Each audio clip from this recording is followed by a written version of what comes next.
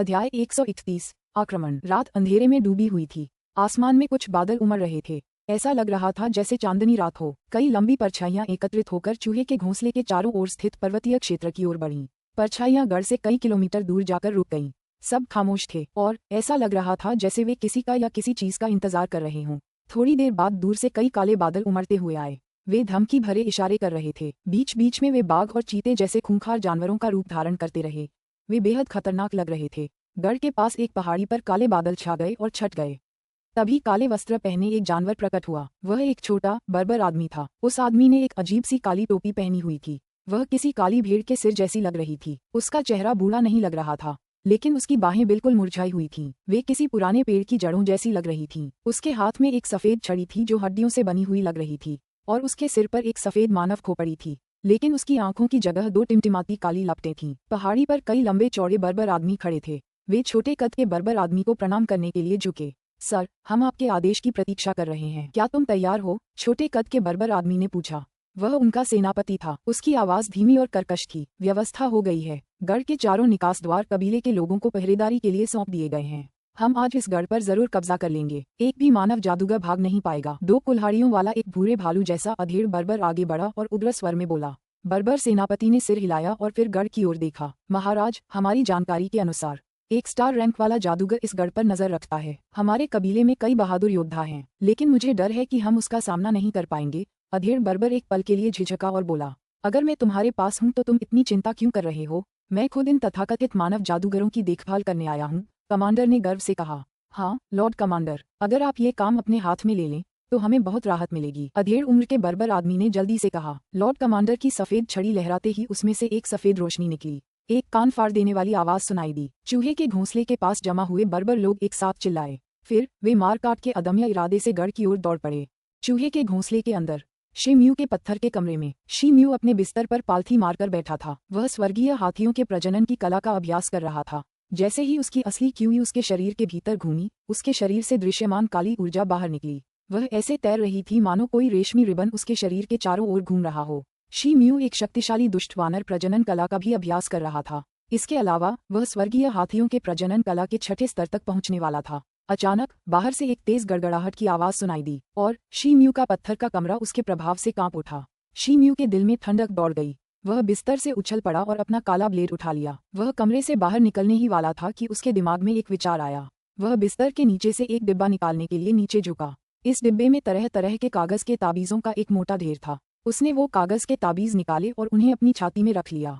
फिर पत्थर का दरवाजा धक्का देकर खोला और कमरे से बाहर चला गया। जैसे जैसे वह आगे बढ़ता गया, गड़गड़ाहट की आवाज तेज होती गई। हैरानी की बात यह थी कि यह अलग अलग दिशाओं से आ रही थी। क्या किसी ने गढ़ पर हमला किया है? शी म्यू हक्का बक्का रह गया। उसने इधर उधर देखा और आगे बढ़ने के लिए एक दिशा चुनी। फिर वह उस दिशा में दौड़ पड़ा। वह कुछ देर तक दौड़ता रहा। फिर उसे पीछे गलियारे में कदमों की आहट सुनाई दी। शी म्यू एक पल के लिए डर गया, इसलिए उसने अपना काला ब्लेड हाथ में कसकर पकड़ लिया। लेकिन जब उसने 5-6 जादूगरों को अपनी ओर दौड़ते देखा तो वह निश्चिंत हो गया। फेंग ली उनमें से एक था। भाई शी, क्या तुम्हें पता है क्या हो रहा है? गलियारे में किसी को देखकर कई लोग चौंक गए थे। हालांकि जब उन्हें एहसास हुआ कि वह शी म्यू था तो वे निश्चिंत हो गए। तभी तियानियन संप्रदाय की वर्दी पहने एक जादूगर ने जल्दी से पूछा, मुझे यकीन नहीं है, लेकिन ऐसा लगता है कि बेस पर हमला हुआ है। शी म्यू ने अपना सिर हिलाया और कहा। अचानक सामने से चीखने चिल्लाने की आवाजें और जादुई शक्ति के टकराने की आवाज आए। ऐसा लगा जैसे कोई मारा गया हो। सभी लोगों के चेहरे बदल गए। उन्होंने एक दूसरे को देखा और बेस के सामने की ओर दौड़ पड़े। हालांकि शी म्यू एक कदम पीछे हट गया। वह फेंग ली से बात करने के लिए उसके पास गया। वहां से रास्ता आगे की ओर मुड़ गया। आगे से दौड़े हुए दो जादूगरों ने ज्यादा कुछ सोचा नहीं और मुड़ गए। सावधान, शी म्यू ने उन्हें देखते ही चिल्लाया, लेकिन बहुत देर हो चुकी थी। विपरीत दिशा से कई काले तीर कानों को चीरती हुई आवाज के साथ तेजी से आए। इससे पहले कि वे समझ पाते कि क्या हुआ है, तीरों ने दोनों जादूगरों को भेद दिया। दोनों जादूगरों ने पीछे की दीवार पर कीलों से ठोंक दिए जाने पर करुण स्वर में चीखें निकालीं। जैसे ही उंगलियों जितने मोटे तीर जमीन पर गिरे, कई परछाइयां बन गईं और तेजी से झूलने लगीं। एक जादूगर की सांसें पल भर में रुक गईं। बाकी जादूगर गिर पड़े, लेकिन वह मरा नहीं था। उसने मदद के लिए शी म्यू और दूसरों की तरफ देखा। उसने अपना हाथ ऊपर उठाने की बहुत कोशिश की। हुश, एक सीटी की आवाज सुनाई दी। एक काली हड्डी का भाला उड़ता हुआ आया और एक दूसरे जादूगर के गले में जा लगा।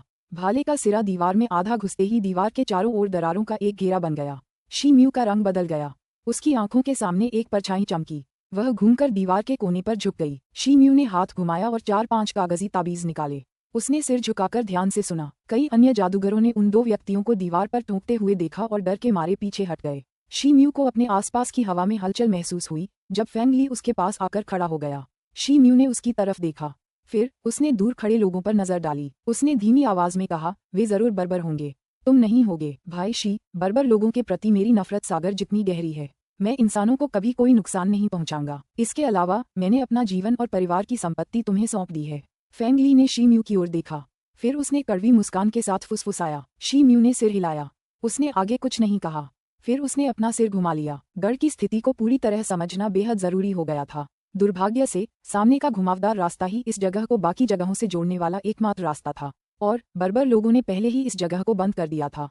इसलिए वहां से बाहर निकलना नामुमकिन था। मोर्चे पर कितने बर्बर सैनिक थे ये तो किसी को भी नहीं पता था, और अपनी ताकत के बावजूद शीम्यू कोई भी जल्दबाजी में फैसला नहीं लेना चाहता था। शीम्यू उलझन में पड़ गया। ये देखकर फैंग ली की आंखें चमक उठीं। उसने धीमी आवाज में कहा, भाई शी, अगर मैं गलत नहीं हूँ तो सामने 4 बर्बर सैनिक होने चाहिए। तुम्हें ये कैसे पता? शीम्यू आश्चर्यचकित था। आप तो जानते ही हैं कि मेरे शरीर पर एक कुलदेवता है। ये दूसरे बर्बर लोगों के कुलदेवताओं की शक्ति को भांप सकता है, लेकिन यह एक सीमित दूरी तक ही काम कर सकता है। इसके काम करने की अधिकतम सीमा केवल लगभग 50 फीट है, लेकिन यह उससे ज्यादा दूरी पर स्थित कुलदेवताओं को नहीं भांप सकता। फैंग ली ने ईमानदारी से जवाब दिया, अगर मोर्चे पर केवल 4 हुतियान टोटेम योद्धा हैं तो यह कोई बड़ी बात नहीं है। शीम्यू को फैंग ली की बातों पर संदेह नहीं हुआ। धमाका! एक तेज आवाज सुनाई दी। ऐसा लग रहा था जैसे गढ़ की चोटी पर कोई जबरदस्त धमाका हुआ हो। भूमिगत मार्ग जोर से कांप उठा, यहाँ तक कि आसपास की दीवारें भी दरक गईं। फैंग ली के पैर लड़खड़ाने लगे। वह जमीन पर गिर पड़ा। कई अन्य जादूगर भी गिर पड़े। शीम्यू की पुतलियां सिकुड़ गईं। उसने कंपन रुकने का इंतजार नहीं किया। इसके बजाय उसने अपने शरीर को उछाला और पलक झपकते ही कोने से निकल गया। ये पता चला कि फैंग ली सही थे। मोर्चे पर 4 बर्बर लोग थे। उनमें से 2 धनुष बाण से लैस थे। हालांकि विस्फोट के प्रभाव से उनके शरीर कांप रहे थे, इसलिए वे निशाना नहीं लगा सके। शीम्यू बहुत खुश हुआ। उसने अपना हाथ उठाया और कई कागज के ताबीज निकाले। 7 या 8 सफेद बर्फ के टुकड़े एक झटके में उभरे और 4 बर्बर लोगों की ओर बढ़ने लगे। चारों बर्बरों का रंग रूप बदल गया। हमले से बचने के लिए वे एक ओर भागे। वे कुछ बर्फ के शंखों से बचने में कामयाब रहे। अचानक एक व्यक्ति की परछाई चमकी। शीम्यू पहले ही आगे की ओर झपटा था। फिर उसने अपना हाथ हिलाया। उसके ब्लेड से एक तेज लौ हाथ में एक लंबा हरा धनुष लिए हुए एक बर्बर के चेहरे की ओर निकली। बर्बर धनुर्धर ने गर्ज कर कहा और लंबा धनुष अपने सिर पर चढ़ा लिया। लंबा धनुष ठोस लोहे से भी ज्यादा कठोर था, क्योंकि उसे एक खास तरह के हरे क्रिस्टल से ढाला गया था, जो सिर्फ बर्बर जाति के बंजर इलाके में ही पाया जाता था। इसलिए अगर धनुर्धर इस हमले का विरोध कर पाता तो उसके साथी उसे बचा सकते थे। कच! एक तड़पती हुई आवाज सुनाई दी। ब्लेड की आंच में लंबा हरा धनुष टोफू की तरह नाजुक लग रहा था, और उसे आसानी से कई टुकड़ों में काटा जा सकता था। हालांकि तलवार की लौ तलवार पर ही नहीं रुकी, और बर्बर तीरंदाजा एक ससिस की आवाज के साथ 2 टुकड़ों में कट गया। उसका खून चारों तरफ बिखर गया। शीम्यू ने जोश में अपनी तलवार घुमाई।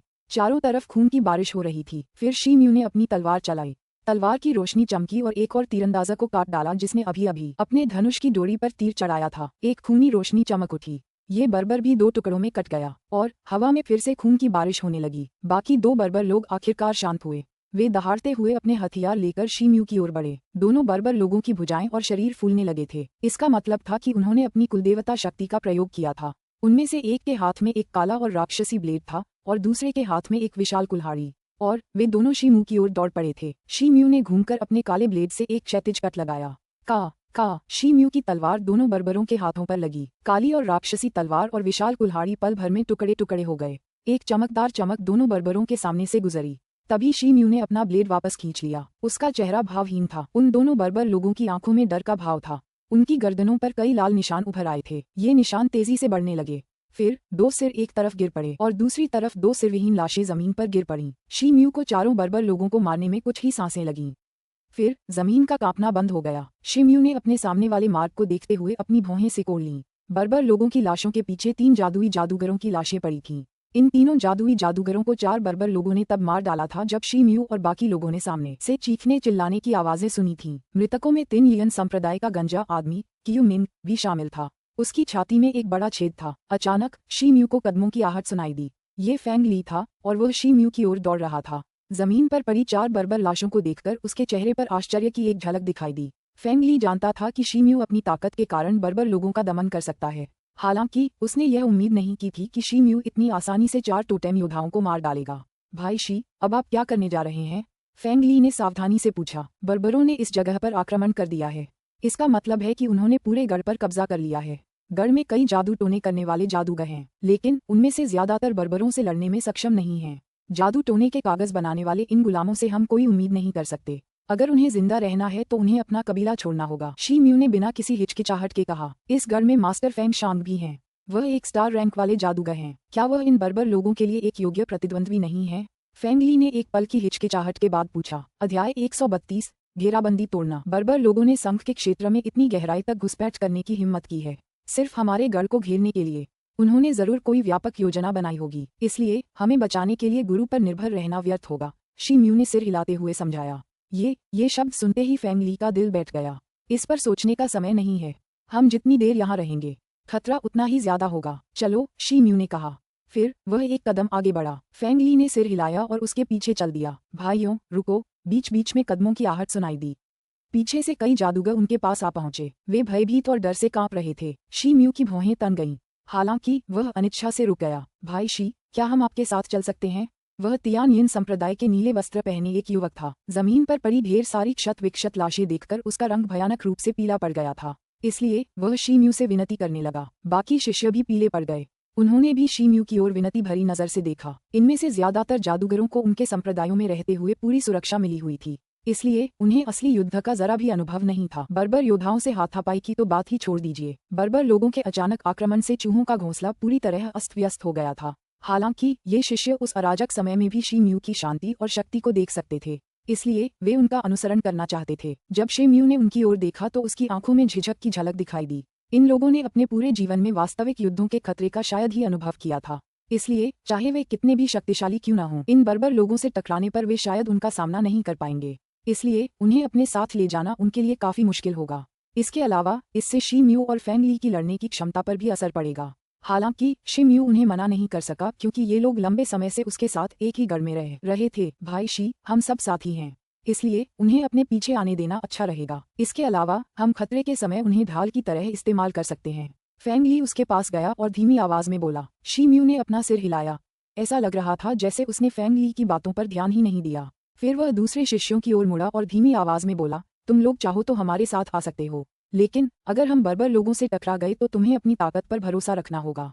शिमू का जवाब सुनकर शिष्य खुशी से झूम उठे। उन्होंने सहमति में सिर हिलाया। फिर शिष्यों का समूह शिमू के नेतृत्व में मुख्य मार्ग की ओर बढ़ा और वे जल्द ही एक चौराहे पर पहुंच गए। भाई फेंग, अब आप हमारा नेतृत्व करें, शिमू ने कहा। फेंग ली ने उसकी बात मान ली। उसने एक पल सोचा, फिर वह मुड़ा और बाएं गलियारे की ओर बढ़ गया। शी म्यू बिना किसी हिचकिचाहट के उसके पीछे पीछे चल पड़ा। बाकी शिष्यों को शी म्यू की हरकत थोड़ी अजीब लगी, फिर भी उन्होंने कुछ नहीं कहा और उन दोनों का पीछा करते रहे। चूहे के घोंसले को कोई बहुत बड़ा गढ़ नहीं माना जा सकता था, लेकिन पूर्व, दक्षिण, पश्चिम और उत्तर की ओर 4 मुख्य मार्गों के अलावा इसमें कई छोटे सहायक रास्ते भी थे, और ये सभी सहायक रास्ते गढ़ से बाहर निकलने की ओर जाते थे। संभवतः इन्हें इसी तरह की आकस्मिकता से निपटने के लिए बनाया गया था।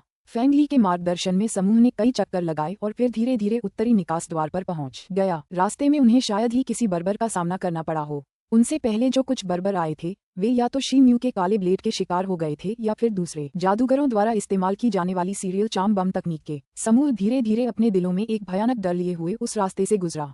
हालांकि उन्हें कोई वास्तविक खतरा नहीं दिखा। थोड़ी देर बाद शी म्यू एक तरफ खिसक गया और एक पत्थर की दीवार से टिक गया।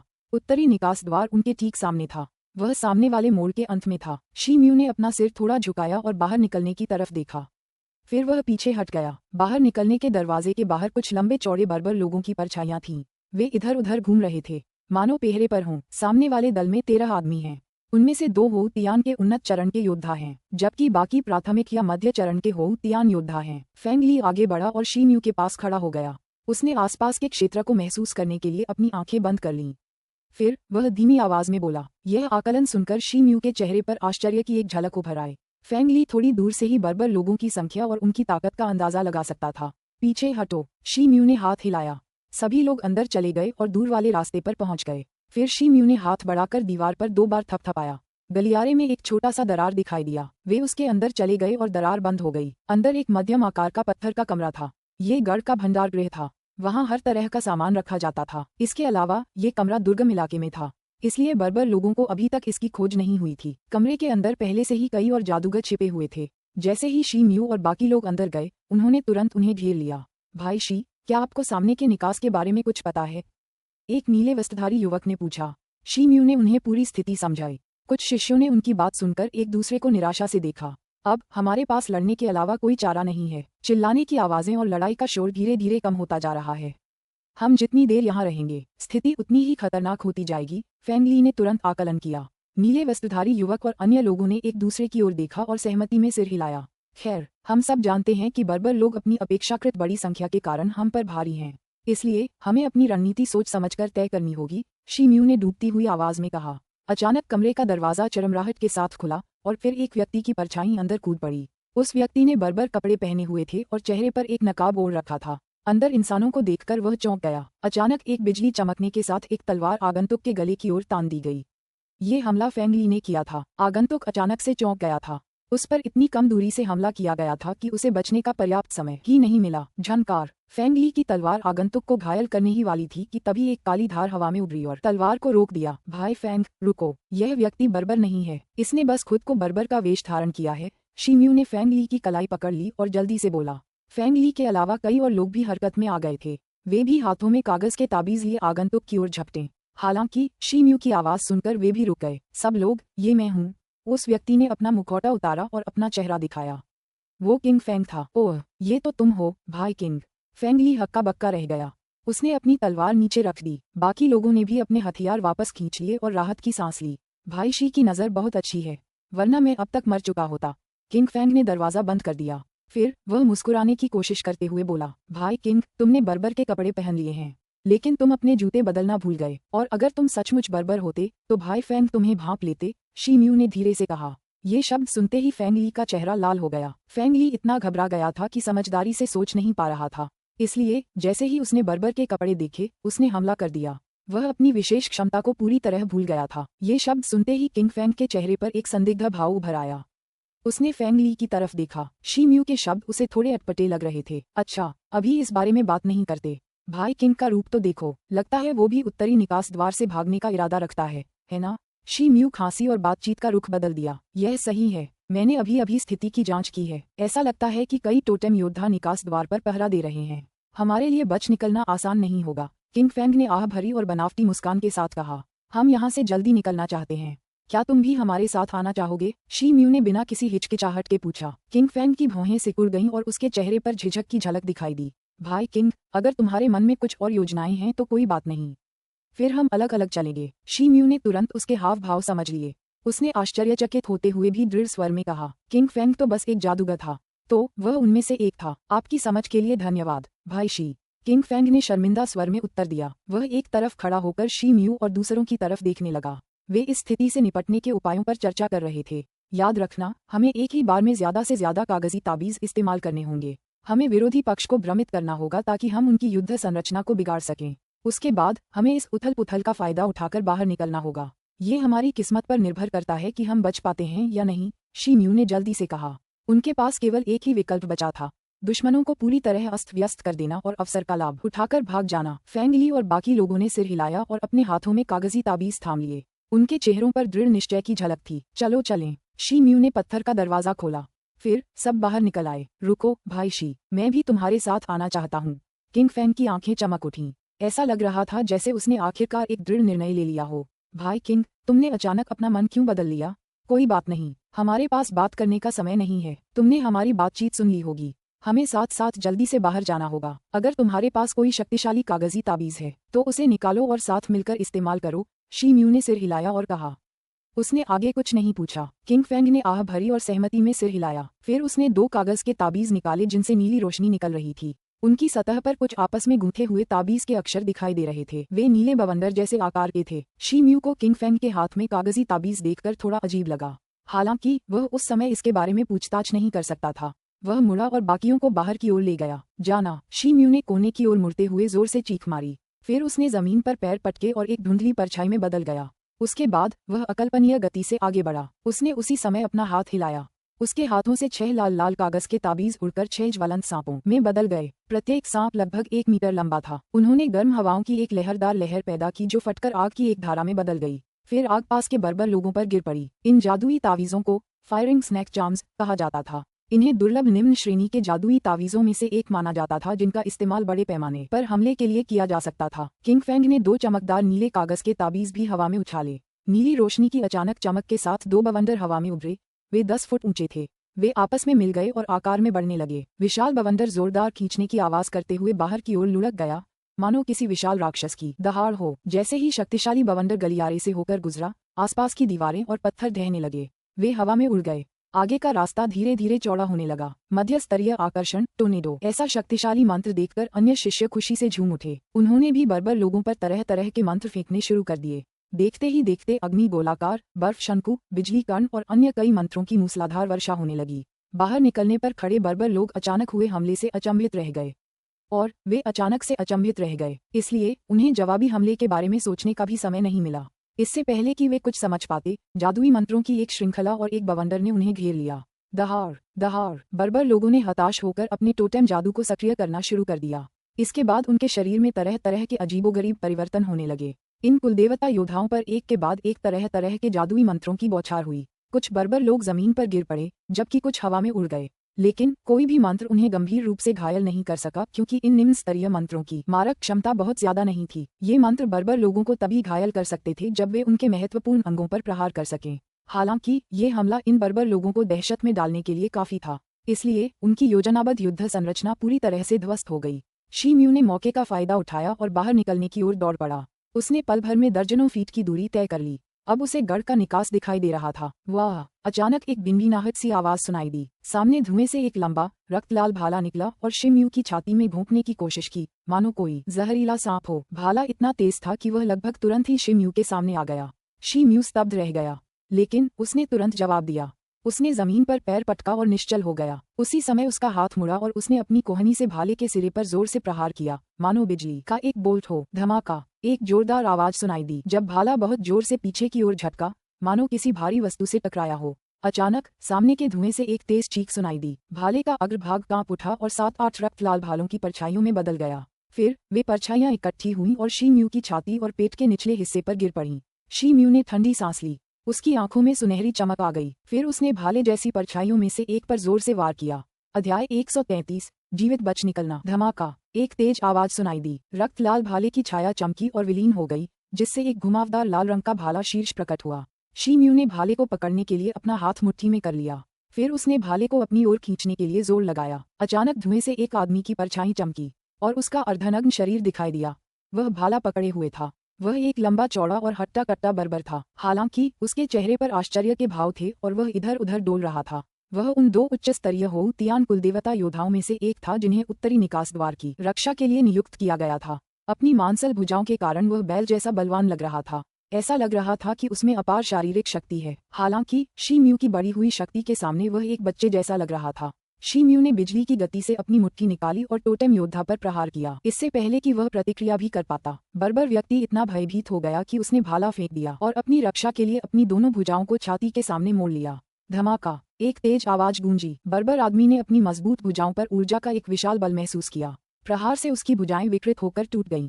फिर एक बंद मुट्ठी जोर से उसकी छाती पर लगी। हट्टा कट्टा बर्बर जोर से चीखा, क्योंकि उसका शरीर उल्टा उड़ गया था। फिर उसका शरीर नहर की पत्थर की दीवारों से बुरी तरह टकराया। दीवारों से कीचड़ जमीन पर गिर गया। बर्बर ने खून के साथ अपने आंतरिक अंगों के कई टुकड़े उगल दिए और मर गया। शी म्यू ने अपनी अद्भुत शक्ति साधना कौशल से अपने शरीर को उसकी मूल शक्ति से दुगुना उन्नत कर लिया था। उसने इस कुलदेवता बर्बर से निपटने में अपनी वास्तविक क्यूई का भी उपयोग किया था, इसलिए वह अपनी मुट्ठी के एक ही वार से एक उच्च स्तरीय हो तियान कुलदेवता योद्धा को मारने में सफल रहा था। ये देखकर फैंगली और अन्य लोगों का उत्साह बढ़ गया। हालांकि इस देरी ने बर्बर लोगों को प्रतिक्रिया करने का और समय दे दिया। वे फिर से दहाड़े और जादूगरों को घेर लिया। आक्रमण करना! शी म्यू जोर से चिल्लाया। फिर उसने अपना काला ब्लेड निकाला। फिर उसने अग्नि ज्वलन मंत्रों का जाप किया और खुद को बर्बर लोगों के सामने फेंक दिया। लाल लाल ब्लेड लाइटों की एक श्रृंखला चमक उठी। ऐसा लग रहा था मानो भीड़ों के झुंड में कोई भेड़िया घुस आया हो। शी म्यू की ताकत 13वीं श्रृंखला की गेल फोर्स नाइफ कला के चरम स्तर तक पहुंच गई थी। पलक झपकते ही 2 कुलदेवता बर्बर योद्धा कई टुकड़ों में कट गए। हालांकि शी म्यू के पीछे अन्य आकर्षण जादूगर अच्छी स्थिति में नहीं थे। फेंगली और किंग फेंग को छोड़कर बाकी सभी लोगों की मार्शल आर्ट साधना अच्छी नहीं थी, इसलिए वे दुश्मन से सीधे टकराव में नहीं लड़ सकते थे। अचानक पवन और अग्नि संप्रदाय के एक जादूगर की बाह पर तलवार लगी। वह चीखा और जमीन पर गिर पड़ा। उसके बगल में खड़े बर्बर के चेहरे पर भयंकर भाव थे। तभी एक मोटी भेड़िए के दांत वाली छड़ी जोर से टकराकर जादूगर पर गिरी। जादू करने वाला असहाय होकर देखने लगा, क्योंकि उसे नहीं पता था कि हमले से कैसे बचा जाए। शी म्यू ने अपनी भौहें सिकोड़ी, फिर वह हवा में उछला और अपने काले ब्लेड से उस बर्बर आदमी पर हमला करने के लिए उड़ता हुआ आया। कच, एक तड़पती हुई आवाज सुनाई दी। भेड़िया दांत वाली छड़ी 2 हिस्सों में टूट गई और हवा में उड़ गई। उस बर्बर आदमी का हाथ भी खून की धार के साथ आसमान में उछल गया। फिर वह चीखा और जमीन पर गिर पड़ा। उठो, अगर जिंदा रहना है तो यहाँ मत पड़े रहो, आगे बढ़ो। शी म्यू ने पवन और अग्नि संप्रदाय के जादूगर को जमीन से खींच लिया और चिल्लाया। जादू का जादूगर बच गया था, हालांकि वह कांप रहा था और उसका रंग पीला पड़ गया था। इसके बाद सभी जादू के जादूगर बाहर निकलने की ओर दौड़ पड़े। शी म्यू के हाथ हिलाने पर उसके काले ब्लेड से कई ब्लेड लाइटें निकलीं। शी म्यू को घेरे हुए बर्बर लोग पीछे हटने को मजबूर हो गए और आखिरकार उनके बाहर निकलने का रास्ता साफ हो गया। शी म्यू और बाकी लोग पहले ही बाहर निकल आए थे। अगर वे थोड़ी और कोशिश करते तो हमले से बच भी सकते थे। शी म्यू को आने वाली विपत्ति का डर सताने लगा था, इतना कि उसके रोंगटे खड़े हो गए। अचानक उसके सामने एक धुंधली हरी रोशनी चमकी। शी म्यू का रंग बदल गया। फिर उसने अपने सामने चमकती काली ब्लेड जैसी रोशनी की किरण को चकमा दिया और अपने सामने खड़े व्यक्ति के शरीर को चीर डाला। तभी धातु की खनखने की आवाज सुनाई दी। टक्कर से निकली चिंगारी चारों दिशाओं में फैल गई। शी म्यू का शरीर कांप उठा और उसके हाथ सुन्न हो गए। इस प्रहार के बाद काली रोशनी भी उड़ गई। वह पत्थर की दीवार के किनारों पर जा गिरी और पीछे मुट्ठी भर काला गड्ढा छोड़ गई। रोशनी दीवार पर बहुत जोर से लगी थी। ये बताना मुश्किल था कि दीवार कितनी गहराई तक भेदी गई थी। अचानक शी म्यू ने अपना सिर घुमाया, मानो उसे कुछ महसूस हो रहा हो। उसने देखा कि एक युवा बर्बर व्यक्ति बाहर निकलने के दरवाजे पर खड़ा है। उसकी त्वचा का रंग गहरा हरा था। वह शी म्यू को दुष्टता से घूर रहा था। बर्बर आदमी का आभामंडल भयानक नहीं था। वह एक मध्यम स्तरीय होतियान योद्धा लग रहा था, लेकिन उसके हाथ में हड्डियों से बना एक लंबा सफेद धनुष था। धनुष की सतह पर कुछ छोटे छोटे मंत्र अंकित थे। वह कोई जादुई हथियार लग रहा था। यह एक दुर्लभ मध्यम स्तरीय जादुई उपकरण था। इसकी जादुई शक्ति काले उल्कापिंड लोहे के ब्लेड जैसी लग रही थी। ये देखकर शी म्यू और भी डर गया। उस हरे चमड़ी वाले बर्बर व्यक्ति की कमर में तीरों की एक बोरी लटकी हुई थी। बोरी में कुल 10 लंबे तीर दिखाई दे रहे थे। हर तीर पर दाने के आकार के जादुई अक्षर खुदे हुए थे। वे जादुई शक्ति की तरंगे भी छोड़ रहे थे। वे जादुई तीर लग रहे थे। अचानक शी म्यू का रंग बदल गया। उसने जमीन पर पैर पटका और अपना शरीर हवा में उठा लिया। फिर वह उस हरे चमड़े वाले बर्बर की ओर ऐसे झपटा जैसे धनुष से कोई तीर छूट गया हो। हरी चमड़ी वाले उस आदमी ने शी म्यू को अपनी ओर आते देख तीर चलाने के लिए नीचे नहीं झुका, बल्कि उसने अपना हाथ पीछे की ओर बढ़ाया और एक लंबी कांसे के रंग की लोहे की गदा निकाली। ये गदा इंसानों द्वारा इस्तेमाल की जाने वाली लोहे की गदाओं से आधी आकार की थी। हालांकि इसकी सतह पर हल्के पीले रंग के चमकदार जादुई अक्षर उकेरे गए थे। पता चला कि यह एक निम्न स्तरीय जादुई हथियार था। भाड़ में जाओ। हरी चमड़ी वाले बर्बर आदमी ने अपनी लोहे की गदा को तलवार की तरह शी म्यू की ओर घुमाया।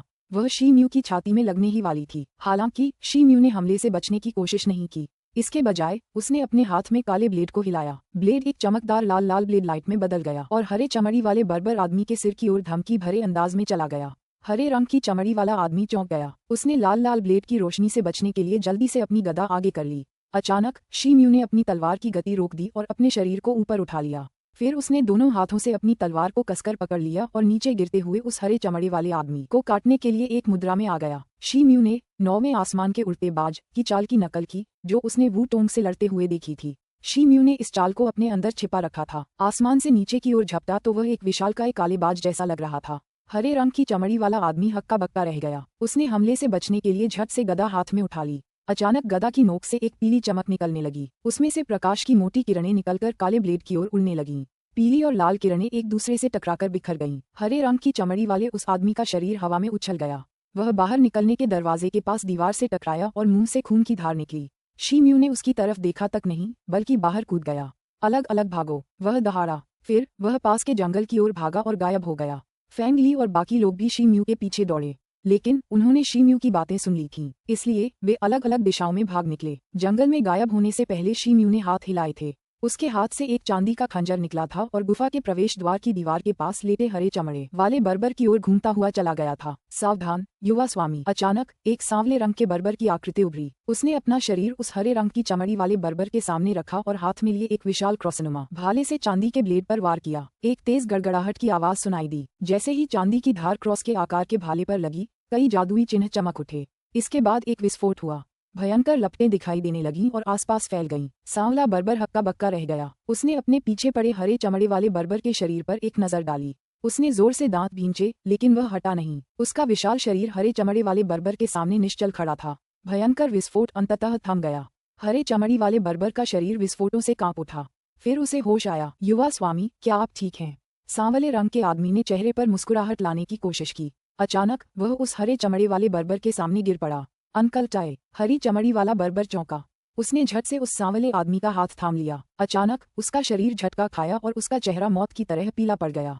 हरे रंग की चमड़ी वाले आदमी ने देखा कि उस सांवले आदमी की पीठ बुरी तरह क्षत विक्षत और क्षतिग्रस्त हो गई थी। उसकी त्वचा पर जलने के काले निशान थे। उसकी त्वचा इतनी गहरी जल गई थी कि उसकी टूटी हुई हड्डियां और अंदरूनी अंग साफ दिखाई दे रहे थे।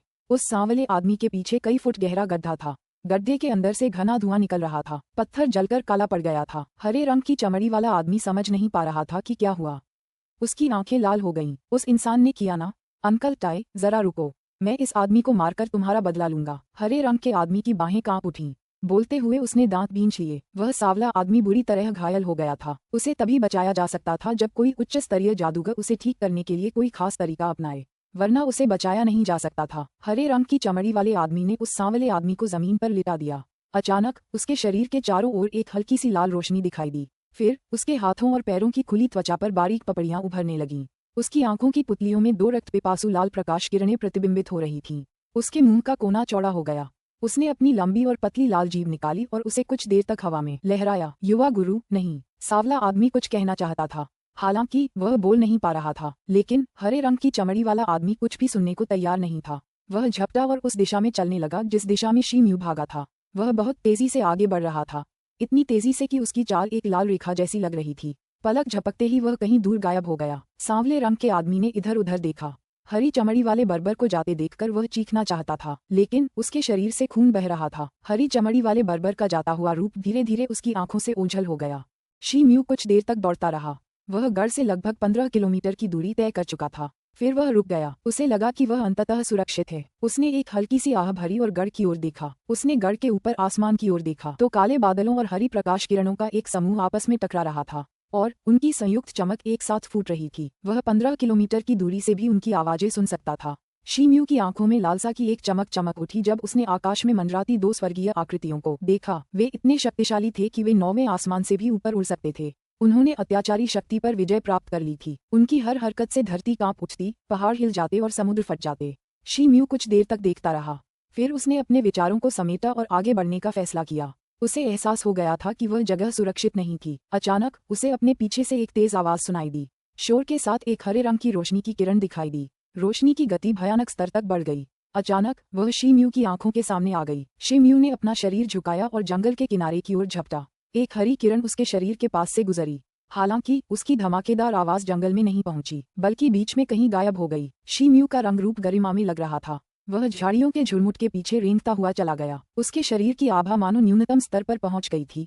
उसकी सांसें धीमी पड़ रही थीं। वह जानता था कि यह आदमी कौन था। मध्यम स्तर के जादुई औजार, लंबे सफेद हड्डी वाले धनुष और आकर्षण तीर यदि एक साथ उपयोग किए जाएं तो उच्च स्तर के जादुई औजारों को सहन कर सकते हैं। शीम्यू पहले उस हरे रंग की चमड़ी वाले आदमी से डरता था। उसने तब मूनलाइट सी अर्चिन का इस्तेमाल किया था, हालांकि वह असफल रहा था। उसने अपने पीछे कदमों की सरसराहट सुनी। हरे रंग का आदमी धीरे धीरे बाहर आया था। इस समय तक उस आदमी के शरीर से निकलने वाली लाल रोशनी बहुत तेज हो चुकी थी। उसने उसके शरीर के चारों ओर लगभग एक लाल आवरण बना लिया था। शीम्यू जंगल में छिपा हुआ था। ये देखकर वह चौंक गया। यार, छिपने का कोई फायदा नहीं। तुमने मेरे चाचा टाई को मारने की हिम्मत की। बाहर आओ और मरने के लिए तैयार हो जाओ। हरी चमड़ी वाले बर्बर की आंखों में गहरी नफरत उभर आई। उसने इधर उधर देखा, फिर उसने उस तरफ देखा जहां शीम्यू छिपा था। हरे रंग की चमड़ी वाले आदमी के मुंह के कोने पर एक दुष्ट मुस्कान तैर गई। उसने अपनी बाहें हिलाईं और धनुष को तीर चढ़ाने के लिए मोड़ा। तीर की नोक हरी रोशनी में चमक रही थी। वह शीम्यू की दिशा में निशाना साध रहा था। शीम्यू ने पलटी मारी और तीर से बच निकला, हालांकि वह पूरी तरह से बच नहीं सका। अचानक एक रक्त लाल प्रकाश प्रकट हुआ। शीम्यू के बाएं हाथ में रोशनी चुभ गई और खून बहने लगा, हालांकि चोट उसकी हड्डी तक नहीं पहुंच पाई। शीम्यू ने एक भरी हुई कराह भरी। उसकी आंखों में एक बड़ी अशुभ चमक उभर आई। ये स्पष्ट नहीं था कि उस हरे चमड़ी वाले आदमी ने कौन सा तरीका अपनाया था, लेकिन ये स्पष्ट था कि इस तरीके से दूसरे व्यक्ति की लोकेशन का पता लगाया जा सकता था। इसलिए छिपना बेकार था। जैसे ही शीम्यू ने अपनी क्यूई को सक्रिय किया, एक भिनभिनाहट सी सुनाई दी। उसने अपने शरीर से घास और शाखाओं की चरमराहट को झटक दिया।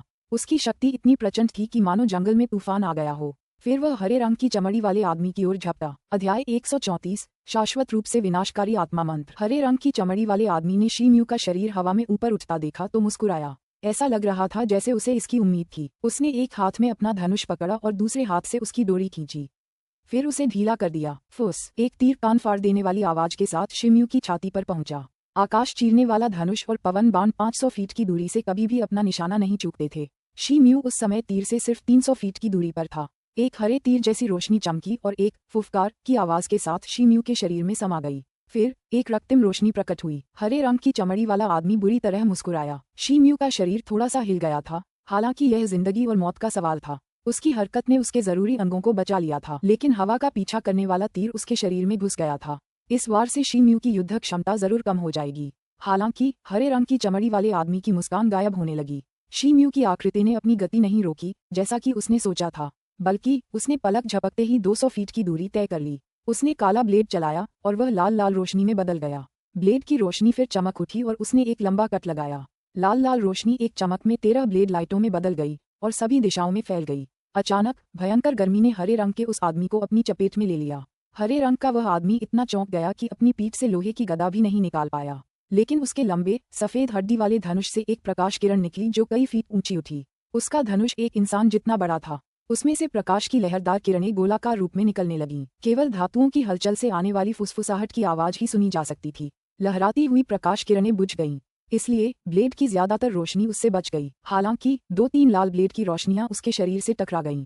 बूम! बर्बर के शरीर को ढकने वाली लाल बत्ती चमक उठी और हमले को रोक दिया, लेकिन फिर भी वह घायल हो गया। शी-म्यू ने हरी चमड़ी वाले आदमी के शांत होने का इंतजार नहीं किया। उसने अपना मुंह खोला और मुंह में सफेद क्यूई भर ली। हरी चमड़ी वाला आदमी दंग रह गया। क्यूई विस्फोट तकनीक। धमाका! एक फटने की आवाज सुनाई दी। क्यूई विस्फोट तकनीक की लगातार बमबारी से बर्बर के शरीर के चारों ओर की लाल ढाल कमजोर हो गई। अंततः वह टूट गई। हरे रंग की चमड़ी वाले आदमी का चेहरा खून से लथपथ था। उसने एक करुण चीख निकाली। शी-म्यू की आंखों में तरह तरह के भाव चमक उठे, लेकिन उसके चेहरे पर जरा भी झिझक नहीं थी। उसके हाथ में पकड़ा काला ब्लेड लाल रोशनी में बदल गया। फुफकार! एक तेज आवाज सुनाई दी जब रोशनी हरी चमड़ी वाले बर्बर की छाती में घुसी। वह जमीन पर कीलों से जड़ दिया गया और उसके शरीर से खून बहने लगा। शी-म्यू की सांस फूलने लगी। फिर वह 2 कदम पीछे हट गया और जमीन पर घुटनों के बल बैठ गया। तीर ने शी-म्यू के पेट के निचले हिस्से में एक बड़ा छेद कर दिया था, इतना बड़ा कि उसके अंग धुंधले दिखाई दे रहे थे। उस बड़े छेद से लगातार खून बह रहा था। सौभाग्य से शी-म्यू ने एक शक्तिशाली दुष्ट वानर को पालने की कला सीख ली थी, इसलिए उसका शरीर एक सामान्य व्यक्ति की तुलना में कहीं अधिक दृढ़ था। अन्यथा उसका शरीर कब का हार मान चुका होता और वह जमीन पर गिर पड़ा होता। शी-म्यू ने जमीन पर पड़े हरे रंग के आदमी को देखा। उसके शरीर के चारों ओर की लाल रोशनी गायब हो गई थी। ये देखकर शी-म्यू ने राहत की सांस ली। ये स्पष्ट था कि हरे रंग की चमड़ी वाला वह व्यक्ति जीवित नहीं बच सकता था, क्योंकि उसका दिल छिद गया था। शी-म्यू ने अपनी छाती से एक कायाकल्प मंत्र निकाला और उसे अपने पेट के निचले हिस्से के घाव पर चिपका दिया। अचानक शी-म्यू का घाव भरने लगा। हालांकि उसी समय कुछ अजीब घटना घटी। अचानक हरे रंग की त्वचा वाले उस आदमी का शरीर फूलने लगा। उसके शरीर के पिछले हिस्से से लाल रंग की किरणें निकलने लगीं। शी-म्यू जोर से चिल्लाया, कोई फायदा नहीं। फिर उसने हरे रंग की चमड़ी वाले आदमी के शरीर को अपने पैर के नीचे दबा दिया। उसका शरीर फिर से जमीन पर दब गया। इस क्रिया से शी-म्यू के पेट के निचले हिस्से में घाव प्रभावित हुआ। वह थोड़ा सुस्त हो गया था। तुम नीच इंसान, यहीं मर जाओ। हरी चमड़ी वाले बर्बर आदमी ने ऊपर देखा। उसके खून से सने चेहरे पर एक दुष्ट मुस्कान उभर आई और उसकी रक्तरंजित आंखें और भी लाल हो गईं। उसके शरीर से फिर से लाल प्रकाश की किरणें निकलने लगीं। उसका शरीर गुब्बारे की तरह फूलने लगा। फिर वह फट गया और फट गया। चारों तरफ खून की बारिश होने लगी। तभी खून से एक सांप के आकार की लाल रोशनी निकली। वह चमकी और बिजली की गति से शी-म्यू के शरीर में समा गई। शी-म्यू अचंभित रह गया। वह कई बार जमीन पर लौटने लगा, फिर रेंगकर ऊपर आया। शी-म्यू ने अभी अपने शरीर की स्थिति का जायजा लेना शुरू ही किया था कि उसे अपने शरीर में एक जलन सी महसूस हुई, मानो उसके शरीर के अंदर एक प्रचंड आग भड़क उठी हो। उसे लगा जैसे उसका शरीर जल रहा हो। उसने एक घुटी हुई कराह निकाली। उसे लगा जैसे उसके शरीर में एक अजीब सा लावा घूम रहा हो। उसने उसके पूरे शरीर को गर्म कर दिया और उसकी नसों में फैल गया। उसके पूरे शरीर पर लाल रोशनी की एक परत दिखाई देने लगी, जैसे उस हरे रंग के आदमी के शरीर पर दिखाई दी थी। एक छपने की आवाज सुनाई दी। शी-म्यू जमीन पर घुटनों के बल बैठ गया क्योंकि उसका शरीर बहुत दर्द कर रहा था। वह उठने की कोशिश कर रहा था। उसके माथे से पसीने की बूंदें लगातार गिर रही थीं। खुशकिस्मती से जलन जल्दी ही गायब हो गई। दरअसल 10 सांसों में ही वह गायब हो गई थी। ऐसा लग रहा था मानो यह एक भ्रम था। शी-म्यू धीरे से बैठ गया। वह थक गया था। वह जोर जोर से हाँफने लगा। उसके चेहरे पर संदेह के भाव थे। काफी देर बाद वह अंततः खड़ा हुआ। उसे बिल्कुल सामान्य महसूस हो रहा था, बस थोड़ी सी गर्मी थी। उसके शरीर के जख्म चमत्कारिक ढंग से ठीक हो गए थे। इसका क्या मतलब है? शी म्यू ने बुदबुदाया। उसने उस हरे चमड़ी वाले आदमी के शरीर को पागलपन भरे चेहरे से देखा। साफ था कि वह उसके लिए कुछ भी अच्छा नहीं करेगा। शी म्यू कुछ देर तक बिना हिले डुले खड़ा रहा और सोचता रहा। फिर उसने अपना सिर हिलाया और फैसला किया कि उसे फिलहाल इस बारे में नहीं सोचना चाहिए। इसके बाद उसने अपना काला ब्लेड उठाया जो उस हरे रंग की चमड़ी वाले आदमी के शरीर के पास पड़ा था। चूहों के घोंसले वाला गढ़ इस जगह से ज्यादा दूर नहीं था। शी म्यू को डर था कि इस लड़ाई ने गढ़ में मौजूद दूसरे बर्बर लोगों का ध्यान अपनी ओर खींच लिया होगा। शी म्यू ने अपनी काली तलवार को अपनी पीठ पर बंधे म्यान में डाला। अचानक वह चौंक गया। उसने अपने गाउन के नीचे कई बार फटने का एहसास किया। वह जोर जोर से छटपटाने लगा। उसने जांच करने के लिए अपना हाथ उठाया। फटने से कपड़ों के नीचे उसकी छाती पर हल्की लाल रोशनी दिखाई दी। शी म्यू का रंग बदल गया। उसने अपने वस्त्र का अगला हिस्सा खोला और देखा कि उसकी छाती पर रक्त लाल अजगर का एक चित्र बना हुआ था। वह हैरान रह गया। उसे पता ही नहीं चला कि यह उसके शरीर पर कब से बना हुआ था। ये स्पष्ट रूप से एक बर्बर कुलदेवता था। ये है। शी म्यू को विस्फोट से पहले उस हरे चमड़ी वाले आदमी के हाव भाव याद आ गए। उसकी आंखें नफरत से भरी थीं और चेहरे पर मजाक का भाव था। शी म्यू का दिल बैठ गया। एक पल के लिए तो वह लगभग बेहोश हो गया, लेकिन फिर उसने खुद को संभाला और फिर से खड़ा हो गया। शी म्यू ने अपने परेशान मन को शांत करने के लिए गहरी सांस ली। वह कुछ देर तक बिना हिले डुले खड़ा रहा।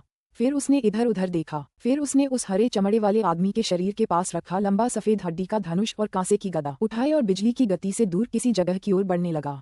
यह अत्यंत आवश्यक था कि यथाशीघ्र उस स्थान को छोड़ दिया जाए। शी म्यू इस जगह से वाकिफ था।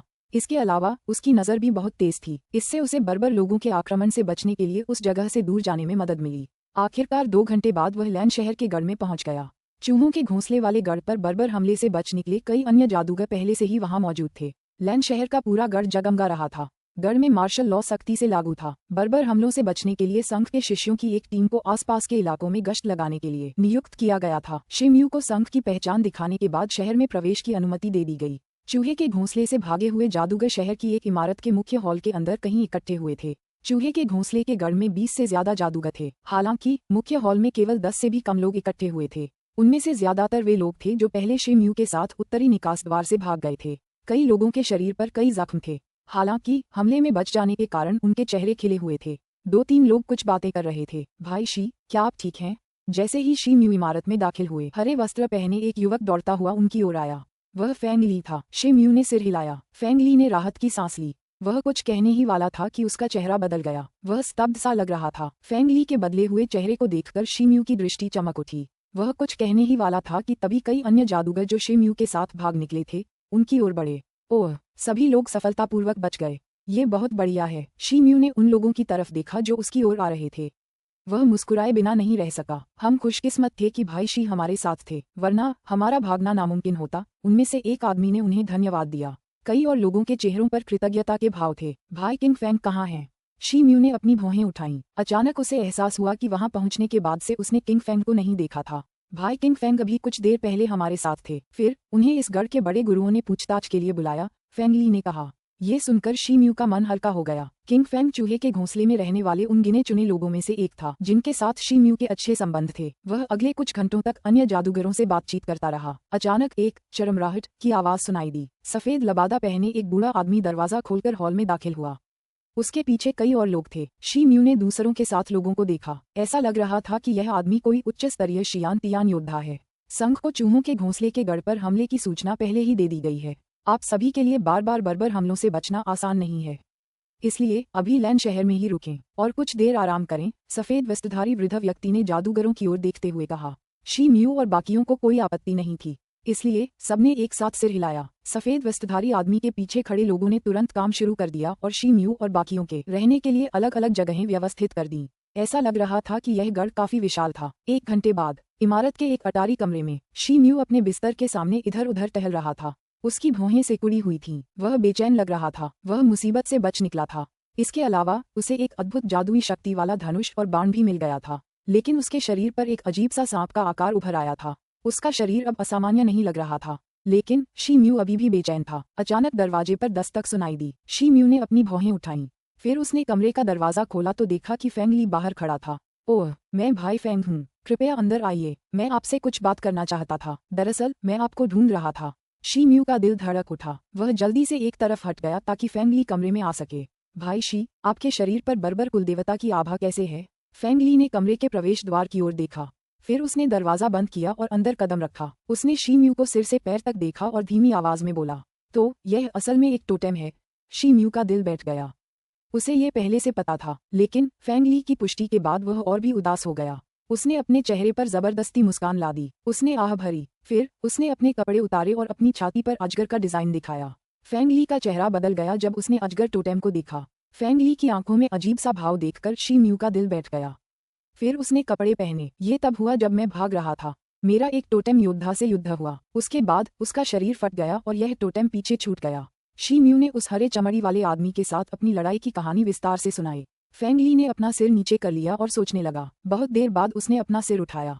उसकी आंखों में समझ का भाव था। ऐसा लगता है कि भाई फेंग ने स्थिति को समझ लिया है। शी म्यू ने उसकी ओर देखा और कहा, जब मैंने बर्बर जनजाति छोड़ी थी तब मैं बहुत छोटा था, इसलिए मुझे बर्बर लोगों के बारे में ज्यादा कुछ पता नहीं है। मैं पक्के तौर पर कुछ नहीं कह सकता, लेकिन जो मैंने समझा है वो मैं आपको बता सकता हूँ। फेंग ली ने झिझकते हुए कहा, भाई फेंग, आप जो सोचते हैं उसे कहने में कोई बुराई नहीं है। शी म्यू ने कहा, मुझे याद है जब मैं बहुत छोटा था मैंने एक प्राचीन बर्बर तकनीक के बारे में सुना था। इसे सदा के लिए विनाशकारी आत्मा मंत्र कहा जाता था। आपकी स्थिति भी कुछ वैसी ही लगती है, फेंग ली ने कहा। अध्याय 135 स्टारलाइट द्वीप। सदा के लिए अभिशप्त आत्मा। शी म्यू का चेहरा उतर गया। जहाँ तक मुझे पता है इस मंत्र से बहुत कम लोग परिचित हैं। इसके अलावा यह मंत्र केवल तभी इस्तेमाल किया जा सकता है जब यह अत्यंत आवश्यक हो, क्योंकि यह बहुत ही क्रूर है। इसके लिए टोटेम योद्धा को अपनी आत्मा को अपने टोटेम में बंद पशु आत्मा को अर्पित करना होता है। पशु अपने स्वामी की आत्मा को खा जाता है और फिर वह दुश्मन के शरीर में घुसपैठ करता है। फिर वह दुश्मन की मनस्थिति को नष्ट करना शुरू कर देता है।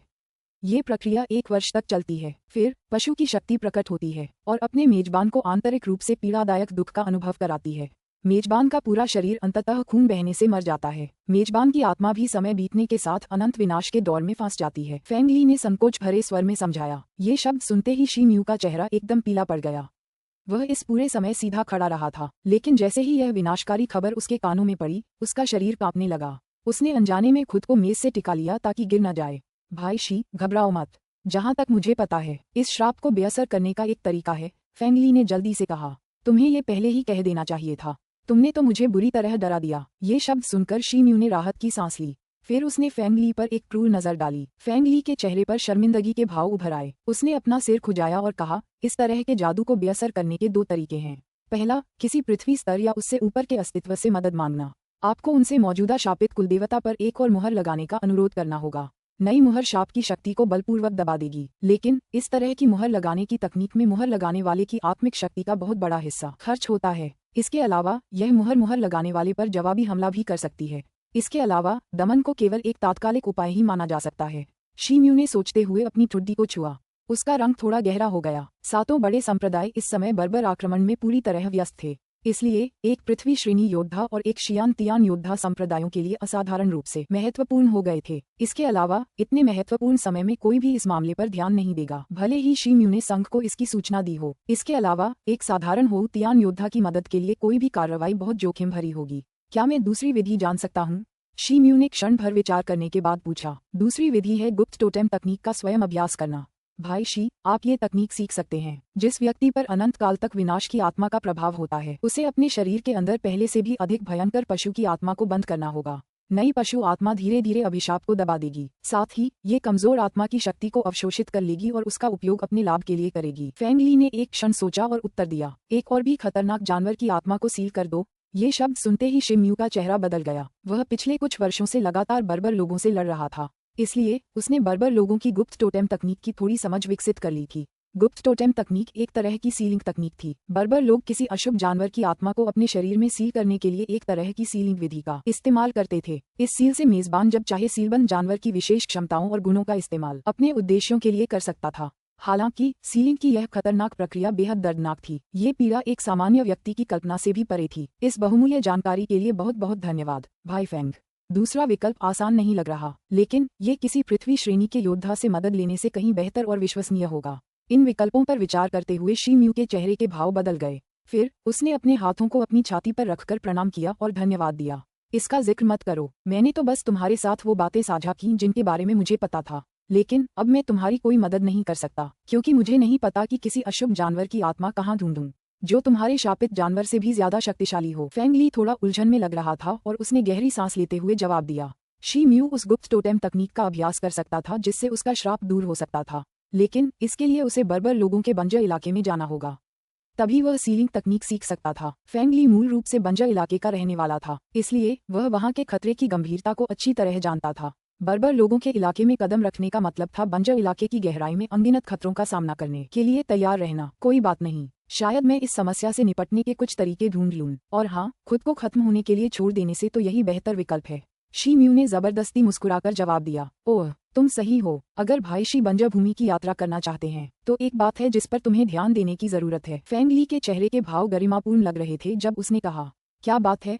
शी म्यू ने अपनी भौहें सिकोड़ लीं। मुझे नहीं पता कि वह हरी चमड़ी वाला बर्बर किस कबीले का है, लेकिन उसके कबीले के कुलदेवता योद्धाओं को वह तरीका जरूर पता होगा जिससे वे किसी व्यक्ति पर अनंत काल तक विनाश का जादू कर सकें। फेंग ली ने गरिमापूर्ण स्वर में कहा।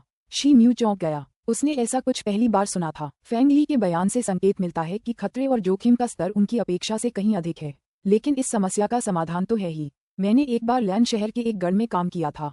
मैंने वहां एक यूनिकॉर्न वाइपर का खून देखा था। यह उस गढ़ में बिकता है। बंजर भूमि में प्रवेश करने से पहले आप इसकी थोड़ी मात्रा खरीद सकते हैं। यूनिकॉर्न वाइपर बंजर भूमि के सभी जानवरों में सबसे उच्च कोटि के सांपों में से एक माना जाता है, इसलिए अगर आप अपने कुलदेवता पर इसका खून मल दें तो यह आपके श्राप को कुछ हद तक ढक देगा। फेंग ली ने कुछ सोचने के बाद एक सुझाव दिया। शी म्यू खुशी से झूम उठा। फेंग ली अगले कुछ मिनटों तक बंजर भूमि की कुछ बुनियादी बातें समझाता रहा जो इस खतरनाक यात्रा के लिए शी म्यू को जाननी जरूरी थी। फिर वह जाने के लिए मुड़ा। भाई फेंग, जरा रुको। शी म्यू की आंखें कुछ देर तक झपकीं। फिर उसने फेंग ली को रोक दिया। मुझे आपसे एक सवाल पूछना है, लेकिन मुझे नहीं पता कि भाई फेंग मेरी उलझन दूर करना चाहेंगे या नहीं। शी म्यू ने हिचकिचाते हुए कहा। भाई शी, कृपया कहो। फेंग ली की आंखें चमक उठीं। आपके द्वारा दिए गए स्पष्टीकरण के आधार पर शाश्वत रूप से विनाशकारी आत्मा मंत्र एक दुर्लभ प्रकार का जादू प्रतीत होता है। ऐसे में इस श्राप को हटाने की सीलिंग विधि भी उतनी ही गुप्त होनी चाहिए। क्या मैं जान सकता हूँ कि भाई फेंग को इसके बारे में कैसे पता चला? शी म्यू ने धीरे से पूछा। ये सवाल सुनते ही फेंग ली की भौहें तन गईं। वह कुछ देर चुप रहा। यदि इस प्रश्न ने भाई फेंग को मुश्किल स्थिति में डाल दिया है तो इसका उत्तर देने की कोई आवश्यकता नहीं है। शी म्यू ने कहा। भाई शी, मेरी स्थिति समझने के लिए आपका बहुत बहुत शुक्रिया। फेंग ली को राहत महसूस हुई। फिर उसने अलविदा कहा और जल्दी से कमरे से बाहर चला गया। दरवाजा बंद करते समय शी म्यू की आंखों में एक अजीब सी चमक आ गई। इस छोटी सी बातचीत से शी म्यू का फेंग ली की असली पहचान के बारे में संदेह कुछ हद तक दूर हो गया था, लेकिन उसे अब भी लग रहा था कि इस यात्रा पर निकलने से पहले फेंग ली का हार लौटाना ठीक नहीं होगा। उसे ये भी लग रहा था कि फेंग ली का अनुभव जितना दिख रहा है उससे कहीं ज्यादा जटिल होगा। शी म्यू ने कुछ देर बाद अपना सिर हिलाया और फेंग ली की बात पर और ज्यादा विचार न करने का फैसला किया। फिर उसका ध्यान उस श्राप निरोधक तकनीक पर गया जिसका जिक्र फेंग ली ने किया था। बर्बर लोगों का बंजर इलाका हमेशा से ही बेहद खतरनाक माना जाता रहा है। प्राचीन काल से ही 7 बड़े संप्रदाय बंजर इलाके में घुसपैठ करने के लिए कई शक्तिशाली योद्धाओं को भेजते रहे हैं। कई शियान योद्धा भी वहां भेजे गए थे, लेकिन बंजर इलाके से सुरक्षित लौटने वालों की गिनती उंगलियों पर की जा सकती है। दरअसल ज्यादातर योद्धा दुश्मन की जमीन में घुसने के कुछ ही देर बाद लापता हो जाते थे। शी म्यू ने काले दानव संप्रदाय की प्राचीन पुस्तक में ऐसे मामलों के बारे में पढ़ा था। अब वह अपने जीवन को इन घटनाओं से जोड़ सकता था। उसके पास खुद को तैयार करने और अपनी योजना पर आगे बढ़ने के अलावा कोई विकल्प नहीं था। हालांकि उसे पहले से ही कुछ इंतजाम करने थे, वरना उसे भगोड़ा घोषित कर दिया जाता। इसके अलावा अगर उसने गढ़ छोड़ने से पहले किसी को इसकी सूचना नहीं दी तो संप्रदाय उसे वांछित घोषित कर देता। उसने बहुत देर बाद अपना दरवाजा खोला और लैंड सिटी के गढ़ की ओर चल पड़ा। वह गढ़ के मुख्य हॉल से जरूरी सामान के बदले में अपने पैसे लेना चाहता था। सबसे पहले उसने विभिन्न स्रोतों से फेंग ली से प्राप्त जानकारी की पुष्टि की। फिर उसने काले दानव संप्रदाय के उच्च पदस्थ बुजुर्गों के लिए एक पत्र छोड़ा। उसने 2 दिनों के भीतर सब कुछ निपटा दिया। उसके बाद वह सुबह सुबह चुपचाप लैंड शहर के गढ़ से निकल गया और बर्बर लोगों के बंजर भूमि की ओर बढ़ने लगा। दाकवी साम्राज्य के पूर्वी तट से लगभग 150 किलोमीटर दूर द्वीपों का एक समूह था। ये द्वीप ऐसे दिखते थे मानो इधर उधर बिखरे पड़े हों। इनमें सबसे बड़ा द्वीप तथाकथित स्टारलाइट द्वीप था। स्टारलाइट द्वीप का आकार एक चिमटे या अर्ध खुले तहदार पंखे जैसा था। इस द्वीप का भूभाग पूर्व की ओर ऊंचा और पश्चिम की ओर नीचे की ओर झुका हुआ था। यह एक प्राकृतिक अवरोध जैसा था, इसलिए ये द्वीप समूह के लिए एक सुरक्षा कवच की तरह था। द्वीप के पूर्वी भाग में एक ऊंचा पर्वत था। ये लहरदार पर्वतमालाओं वाला एक विशाल फैला हुआ पर्वत था। ये लगभग 100 फुट लंबा था। इस पर्वत के पश्चिमी भाग में एक छोटी सी जमीन दिखाई देती थी। यह उपजाऊ जमीन थी जिसमें पर्याप्त ताज़ा पानी था, इसलिए इस जमीन ने दाची साम्राज्य के बड़ी संख्या में गरीब लोगों का ध्यान आकर्षित किया था। लोग आकर वहां बस जाते थे। इस प्रकार इस स्टारलाइट द्वीप की आबादी स्थानीय मछुआरों सहित 1 करोड़ से ज्यादा थी। पूर्वी चीन सागर विभिन्न प्रकार के समुद्री जीवों से समृद्ध था। इन जानवरों की खाल और हड्डियां गोलियां और जादुई हथियार बनाने के लिए सबसे अच्छा कच्चा माल मानी जाती थीं। इसलिए ये द्वीप हमेशा से असंख्य लोगों के लिए आकर्षण का केंद्र रहा है। योद्धा अक्सर समुद्री जानवरों का शिकार करने के लिए समूहों में आते थे। फिर वे अपने शिकार को बेचने के लिए अपने मूल स्थानों पर लौट आते थे। ये गतिविधियां धीरे धीरे एक उद्योग का रूप ले चुकी थीं। नतीजतन स्टारलाइट द्वीप लगातार चहल पहल से भरा हुआ था। व्यापारियों का इस द्वीप पर आना शुरू हो गया। जल्द ही उनकी संख्या द क्वी साम्राज्य के यू और फू प्रांत जैसे पहले से ही स्थापित और सबसे समृद्ध तटीय शहरों से भी ज्यादा हो गई। ये द्वीप हमेशा शांत रहता था। इसके अलावा यह एक उपजाऊ भूमि भी थी, इसलिए इस पर 5000 विशिष्ट सैनिकों की लगातार निगरानी रहती थी। इन सैनिकों को दाची साम्राज्य ने शांति और सौहार्द बनाए रखने के लिए यहाँ भेजा था। इसलिए ये द्वीप हमेशा कड़ी सुरक्षा में रहता था। हालांकि किसी ने भी सेना का विरोध करने का कोई प्रयास नहीं किया, क्योंकि सेना ने न तो उनके जीवन को प्रभावित किया और न ही समुद्र में आने पर योद्धाओं के साथ उलझी। आधी रात हो चुकी थी। पूरा द्वीप अंधेरे के पर्दे के पीछे छिपा हुआ लग रहा था।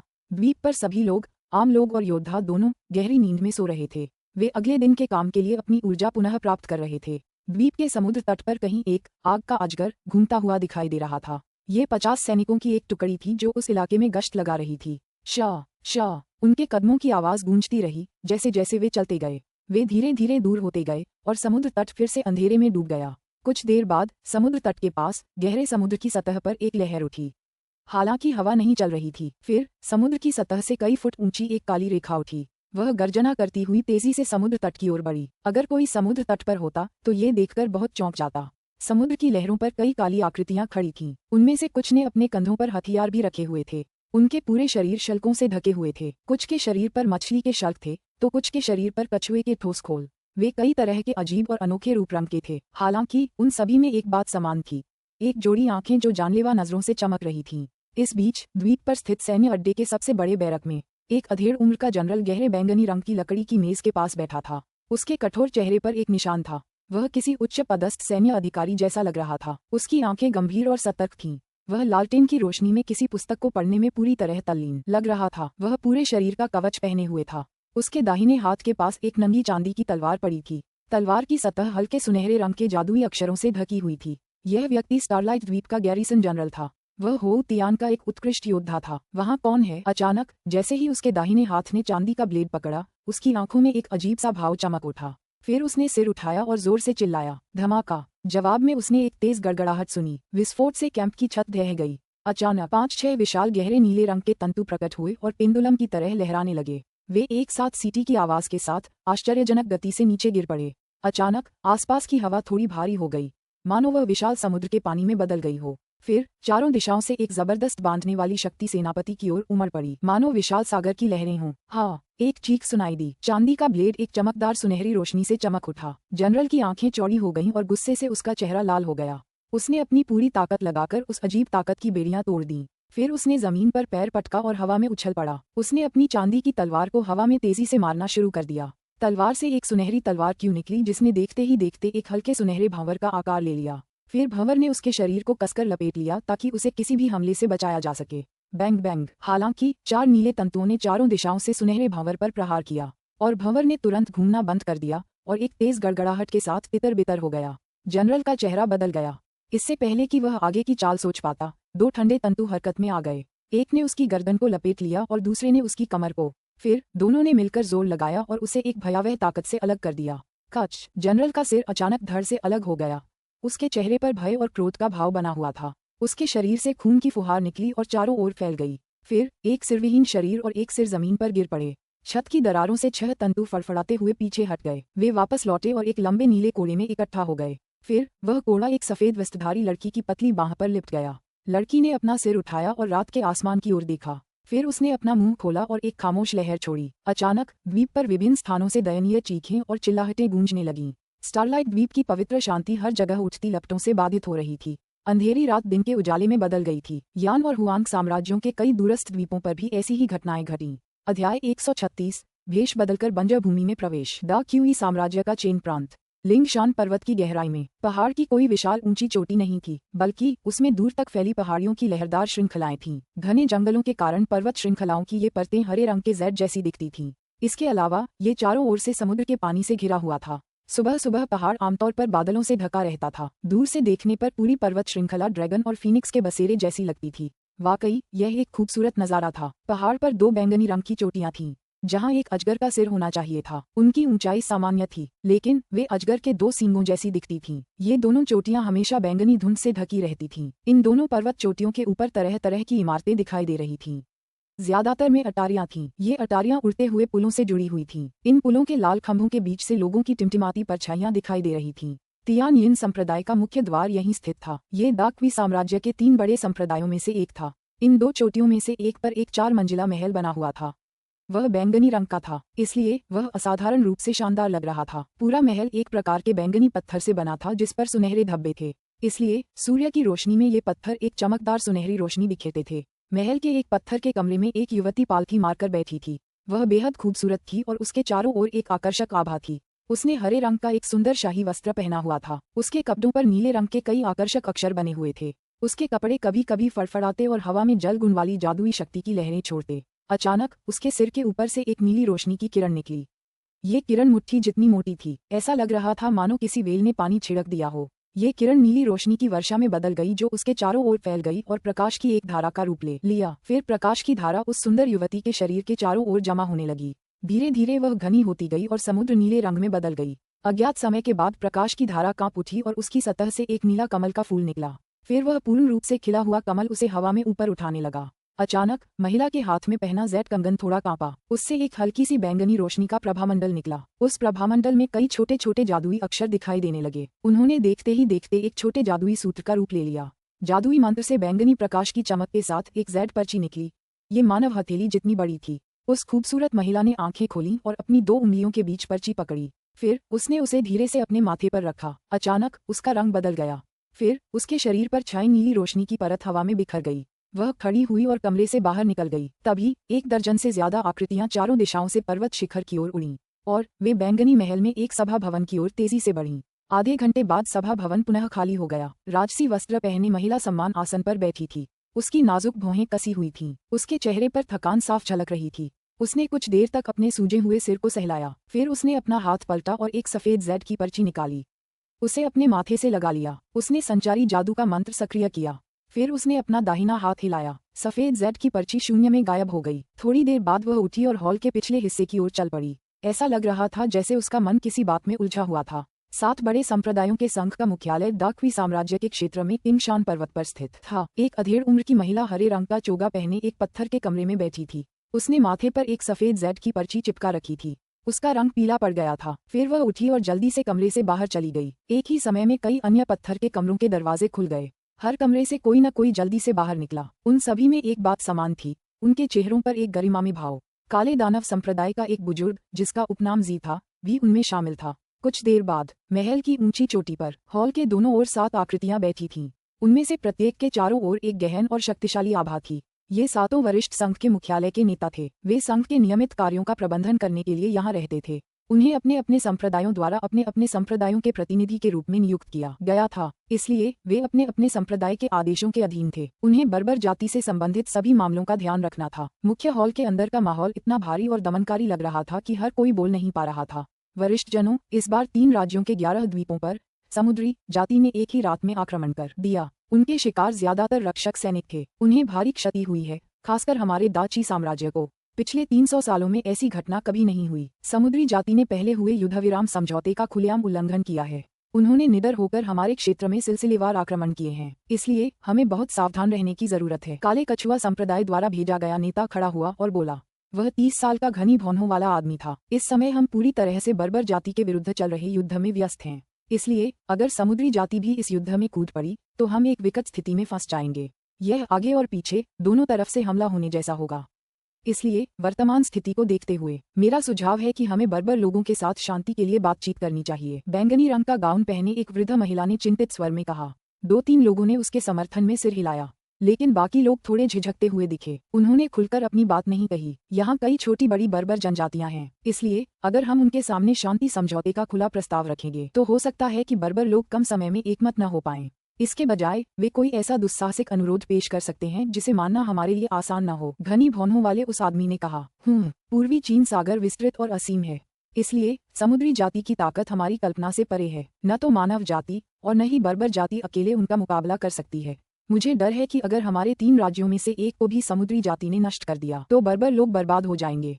फिर बर्बर लोग समुद्री जाति के सामने आ जाएंगे। हमें बस बर्बर लोगों को स्थिति के अच्छे और बुरे पहलुओं से अवगत कराना होगा। मेरा मानना है कि बर्बर लोग मंदबुद्धि नहीं हैं। स्वाभाविक रूप से वे चुपचाप बैठकर समुद्री जाति को सारा लाभ नहीं उठाने देंगे। तियानयिन संप्रदाय की सुंदर महिला ने धीरे से कहा, बर्बर लोग बर्बर और अप्रत्याशित स्वभाव वाले क्रूर लोग होते हैं, इसलिए उन पर सामान्य सिद्धांत काम नहीं करेंगे। मुझे लगता है कि हमें 2 तरफा तैयारी करनी चाहिए। पहला, हमें समुद्र तट की सीमा पर अपनी सुरक्षा मजबूत करनी चाहिए। हमें किसी भी समुद्री गतिविधि पर भी रोक लगानी चाहिए। दूसरा, हमें गुप्त रूप से एक राजनयिक दल भेजना चाहिए। वे इस युद्ध को रोकने के लिए बर्बर के महायाजक के साथ सभी मामलों पर चर्चा करेंगे। स्वर्गीय तलवार संप्रदाय के नीले वस्त्रधारी बुजुर्ग ने अपना सिर हिलाया और कहा, यह सही है। महायाजक बर्बर लोगों के बंजर भूमि के निषिद्ध क्षेत्र से कभी बाहर नहीं निकलता, लेकिन वह अपनी बुद्धिमत्ता के लिए काफी प्रसिद्ध है। वह कभी ऐसा कोई फैसला नहीं लेगा जिससे किसी तीसरे पक्ष को कोई लाभ हो। इसके अलावा वह बर्बर लोगों का आध्यात्मिक नेता है, इसलिए उनके बीच उसका बहुत सम्मान और प्रसिद्धि है। अगर वह युद्ध बंद करने के लिए राजी हो जाए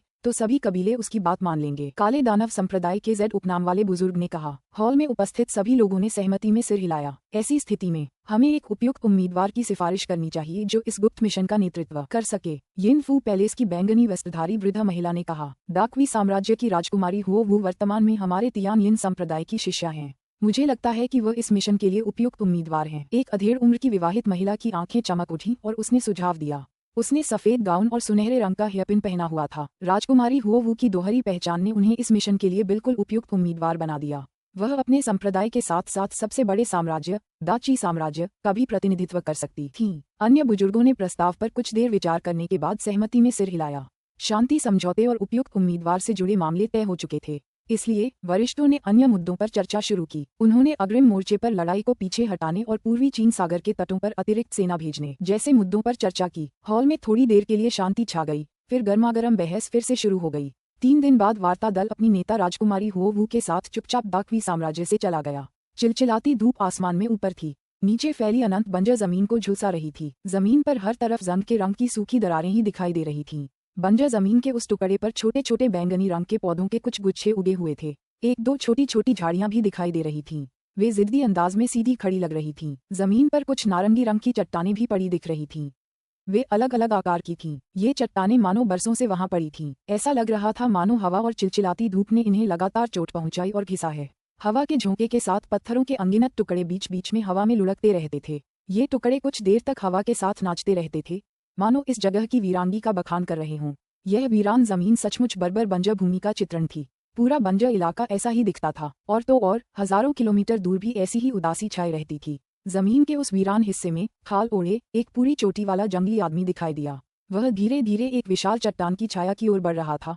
वह 50-60 फुट ऊंची थी। वह बर्बर व्यक्ति सावला रंग और बलिष्ठ कद काठी का था। हालांकि अगर उसकी तुलना अन्य बर्बर लोगों से की जाए तो वह दुबला पतला और छोटा ही माना जाएगा। उसके कंधे पर एक चांदी का म्यान और एक विशाल धनुष पात्र लटका हुआ था। उसके दाहिने हाथ में एक काला तलवार भी था।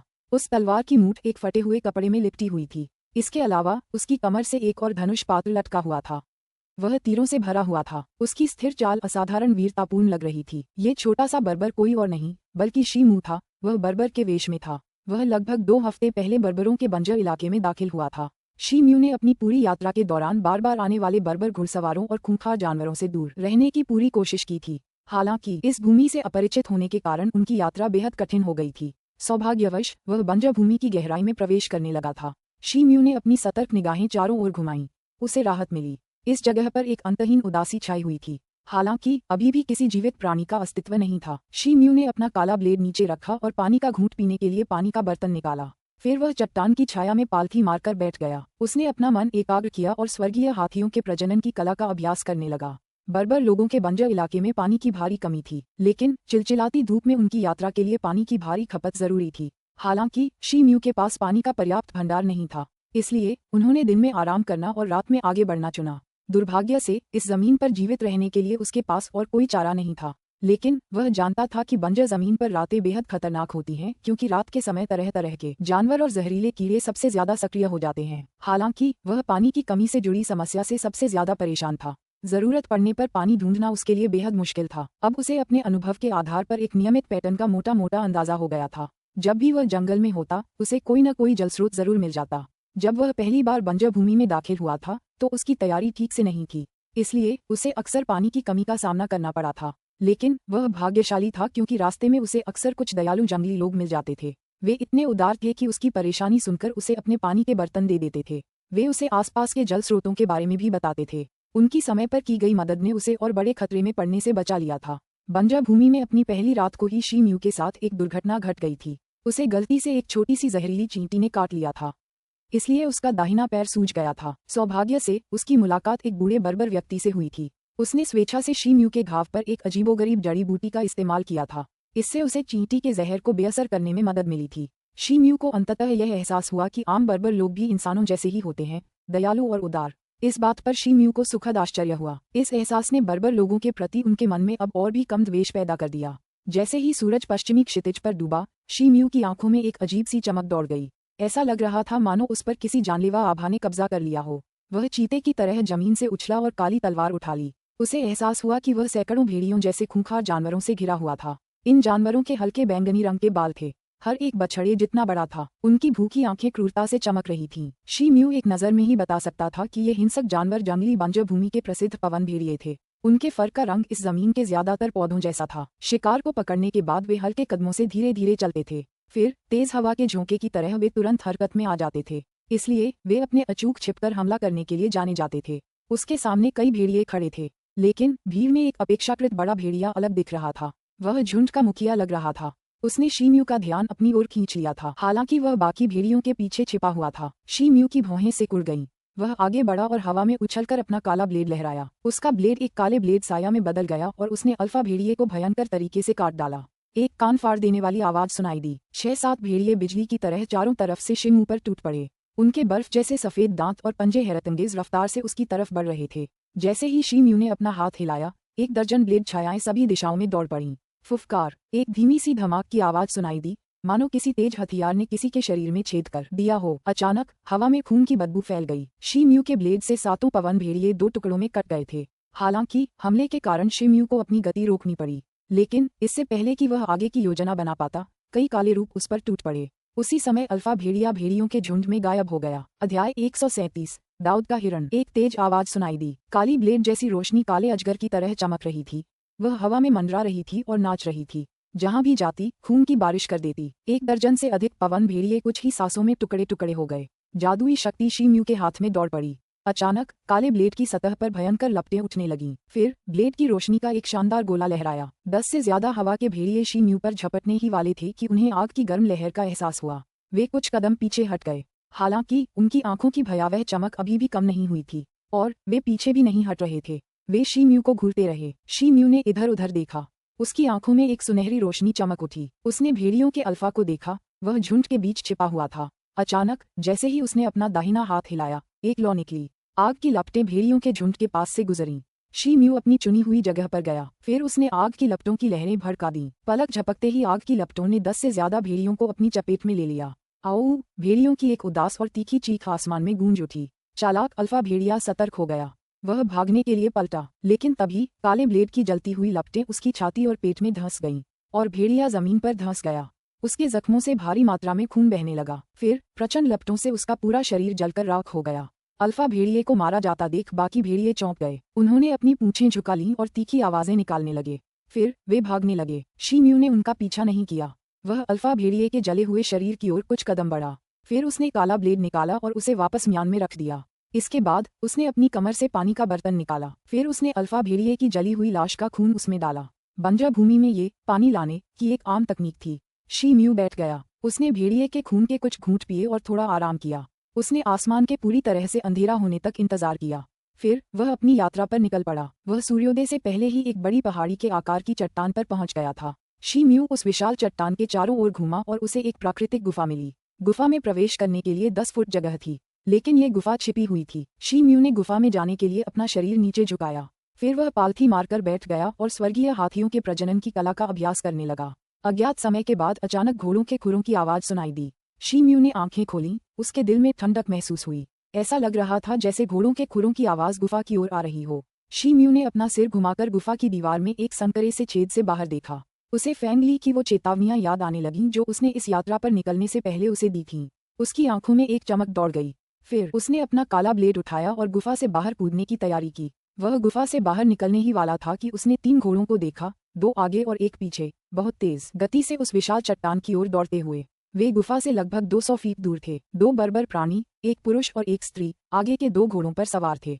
पीछे वाला घोड़ा बड़ा अजीब लग रहा था। वह असल में घोड़ा नहीं था और उस पर कोई सवार भी नहीं था, और तो और ऐसा लग रहा था जैसे पीछे वाला प्राणी आगे वाले 2 लोगों का पीछा कर रहा हो। शी म्यू उन्हें घूरता रहा। उसने देखा कि पीछे वाले जीव का सिर गाय का, शरीर हिरण का, पैर घोड़े के और पूंछ शेर की थी। वह बहुत अजीब लग रहा था। आगे वाले 2 लोगों ने शी म्यू को गुफा से बाहर आते देखा। उनका चेहरा बदल गया और पीछे वाले अजीब जीव ने एक अजीब सी दहाड़ लगाई। आगे वाले दोनों घोड़े डरे हुए लग रहे थे, इसलिए वे अचानक घुटनों के बल बैठ गए और दोनों आकृतियां उड़कर शी म्यू के पास जमीन पर गिर पड़ीं। शी म्यू को समझ नहीं आ रहा था कि क्या हो रहा है। अचानक एक तेज हवा उसके चेहरे पर लगी और उस अजीब जीव ने अपनी दिशा बदली और आश्चर्यजनक गति से उसकी ओर झपटा। उसके 2 नुकीले सींग थे, वे 2 तीखे खंजरों जैसे लग रहे थे। यह अजीब जीव शी म्यू की ओर इस इरादे से बढ़ा कि वह अपने सींग शी म्यू के महत्वपूर्ण अंगों में घुसा दे। पफ, आग भड़क उठी। शी म्यू के काले ब्लेड से एक ही झटके में 13 धधकती हुई परछाइयां निकलीं। ये परछाइयां उस राक्षसी प्राणी की ओर बढ़ीं ताकि उसे टुकड़े टुकड़े कर सकें। ब्लेड की रोशनी उस राक्षसी जानवर पर पड़ने ही वाली थी कि तभी शी म्यू को इस जानवर की उत्पत्ति याद आ गई। इस विचित्र जानवर के शरीर में 4 जानवरों के गुण थे। इसे डेविड हिरन के नाम से जाना जाता था। ये बर्बर बंजर भूमि का एक अनोखा और दुर्लभ जानवर था। इसकी ताकत साधारण थी, लेकिन यह आश्चर्यजनक गति से दौड़ सकता था। वास्तव में इसकी गति बर्बर जनजातियों के सामान्य घोड़ों से भी ज्यादा थी। उसकी आंखों में उत्साह की एक झलक थी। जैसे ही लाल लाल ब्लेड की रोशनी पड़ी, उसने अपनी दिशा बदली और एक बार फिर अपना सिर ऊपर उठाया। फुस, काला ब्लेड उड़कर एक पत्थर की दीवार में फंस गया। शी म्यू जोर से चिल्लाया जब उसने देखा कि डेविड के हिरन के सींग उसकी छाती में घुसने ही वाले हैं। अचानक असली क्यूई ने शी म्यू के शरीर को घनीभूत कर लिया। फिर शी म्यू ने अपने विशाल हाथों से उस जानवर के दोनों सींग पकड़ लिए। फिर उसने अपनी कमर झुकाई और अपना एक पैर दूसरे के आगे रख दिया। इसके बाद उसने खुद को जानवर से सटाकर उसके हमले का विरोध किया। धमाका, एक धीमी सी आवाज सुनाई दी। शी म्यू को अपनी विशाल भुजाओं में एक अदम्य शक्ति का संचार महसूस हुआ। उसका चेहरा लाल हो गया था, लेकिन उसका शरीर एक पेड़ की तरह स्थिर खड़ा था। डेविड के हिरन को ऐसा लगा जैसे वो किसी लोहे के टुकड़े से टकरा गया हो। उसकी चीख दर्दनाक थी और उसकी आंखों में डर के निशान उभर आए। अचानक उसने जोरदार जोर लगाना शुरू कर दिया और उसके चारों खुर पीछे हटने लगे। फिर उसने अफरा तफरी में अपना सिर घुमाया। वह शी म्यू से छुटकारा पाना चाहता था, इसलिए वह भागने के लिए पलट गया। हालांकि शी म्यू की भयानक ताकत से उसके सींग दुखने लगे थे, इसलिए उसके लिए शी म्यू से भागना मुश्किल हो गया। शी म्यू की पूरी शारीरिक मांसपेशियां ढोल की तरह उभरी हुई थीं और उसकी असली क्यूई उसके शरीर में लहरों की तरह उछल रही थी। ऐसा लग रहा था जैसे उसने अपनी असली क्यूई की पूरी ताकत लगा दी हो। शी म्यू का शरीर एक प्रारंभिक स्तर के जियान तियान योद्धा की ताकत का सामना कर सकता था, क्योंकि वह एक शक्तिशाली दुष्ट वानर प्रजनन कला और स्वर्गीय हाथियों के प्रजनन कला के 5वें चरण में प्रवेश कर चुका था। इसलिए वह इस राक्षस के पूरे शरीर को हिला सकता था। जानवर लगभग शी म्यू की पहुंच में था।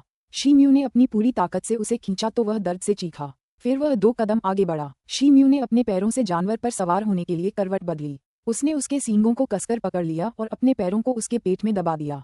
डेविड का हिरन चौंक गया और उसे गुस्सा भी आया, इसलिए वह बेकाबू होकर उछलने लगा। वह भागा और झटके खाकर गिरा क्योंकि वह चाहता था कि शी म्यू उसके शरीर से नीचे उतर जाए। हालांकि उसे यह नहीं पता था कि वह शी म्यू को हिला भी नहीं पाएगा और शी म्यू उस जानवर के शरीर पर बिना हिले डुले बैठा रहा। दरअसल जब भी वह ठीक से व्यवहार नहीं करता, वह उसे दोनों तरफ से लात मारता और इससे जानवर जोर जोर से करा उठता। डेविड का हिरन आखिरकार 15 मिनट बाद शांत हुआ। उसकी आंखों में डर का भाव था क्योंकि शी म्यू के पैर उसके पेट पर दबे हुए थे। शी म्यू ने धीरे से अपने पैर दोनों तरफ से जानवर के पेट में दबा दिए और जानवर समझदारी से एक खास दिशा में मुड़ गया। फिर शी म्यू के पैर फिर से हिलाने पर वह रुक गया। शी म्यू का दिल खुशी से भर गया, इसलिए उसने डेविड के हिरन की पीठ से अपने हाथ छुड़ाए और नीचे कूद पड़ा। लेकिन ये जानवर बेहद चालाक था और वह शी म्यू के पीछे पीछे चलने लगा और भागने की कोशिश नहीं की। शी म्यू ने देखा कि दोनों युवक जमीन से रेंगकर ऊपर आ चुके थे। वे हक्के बक्के रह गए। वह युवा बर्बर व्यक्ति 14-15 साल का लग रहा था। वह शी म्यू से बस थोड़ा ही छोटा था। उसके सिर पर कई काले पंख लगे हुए थे। इसके अलावा उसके चेहरे और ऊपरी शरीर पर कुछ ताज़ा निशान थे। साफ जाहिर था कि वह बुरी तरह गिरा था। वह युवा बर्बर लड़की उस युवा लड़के से 1-2 साल बड़ी लग रही थी। उसकी त्वचा थोड़ी सांवली थी और उसके चेहरे के नैन नक्श नाजुक और सुंदर थे। वह काफी लंबी थी। दरअसल उसकी कद काठी किसी पूरी तरह से विकसित मानव जाति की महिला जैसी थी। शी म्यू ने उसे गौर से देखा। उसने देखा कि उसके पीछे एक घोड़ा था। घोड़ा गिर पड़ा था और गुफा के पीछे छिप गया था। ऐसा लग रहा था कि उसका पैर टूट गया है क्योंकि वह लगातार चिल्ला रहा था। योद्धा को उसकी दयालुता के लिए बहुत बहुत धन्यवाद। कृपया उड़ते हुए कौवे जनजाति के शाहजिन को आपका सम्मान करने दें। युवा बर्बर पुरुष ने आदरपूर्वक शी म्यू के सामने झुककर प्रणाम किया। फिर उसने श्रद्धा से शी म्यू को देखा और बोला। बर्बर लड़की ने भी अपने हाथों को छाती के सामने रखा और शी म्यू के सामने झुककर अभिवादन किया। आपका स्वागत है। शी म्यू ने अपना लंबा काला ब्लेड वापस ले लिया। फिर उसने उदासीनता से दोनों की तरफ सिर हिलाया। मेरा नाम शा जियाओ है। मैं शाहजिन की बड़ी बहन हूँ। क्या मैं उस बहादुर योद्धा का सम्माननीय नाम जान सकती हूँ? अगर हो सके तो मैं चाहती हूँ कि तुम हमारे साथ आओ और फ्लाइंग रेवेन जनजाति की मेहमान बनो। तुमने हमें बचाया है। पिताजी तुम्हारे बहुत आभारी होंगे। हम फ्लाइंग रेवेन जनजाति के सदस्य जल्द ही अपने रेवेन देवता के लिए एक बलिदान समारोह आयोजित करने वाले हैं। ये बहुत ही जीवंत और उत्साह से भरा होगा। पिताजी निश्चित रूप से इस उत्सव में ऐसे सम्मानित अतिथि के भाग लेने से बहुत खुश होंगे। युवा बर्बर लड़की ने शी म्यू की ओर देखा और कहा, हाँ, रेवेन देवता के लिए बलि का समारोह वाकई बहुत जीवंत होता है। और तो और हमारे पिता खुद इसका प्रबंधन कर रहे हैं। अपने पिता के बारे में बात करते हुए उस युवा बर्बर व्यक्ति की आंखें गर्व से चमक उठीं।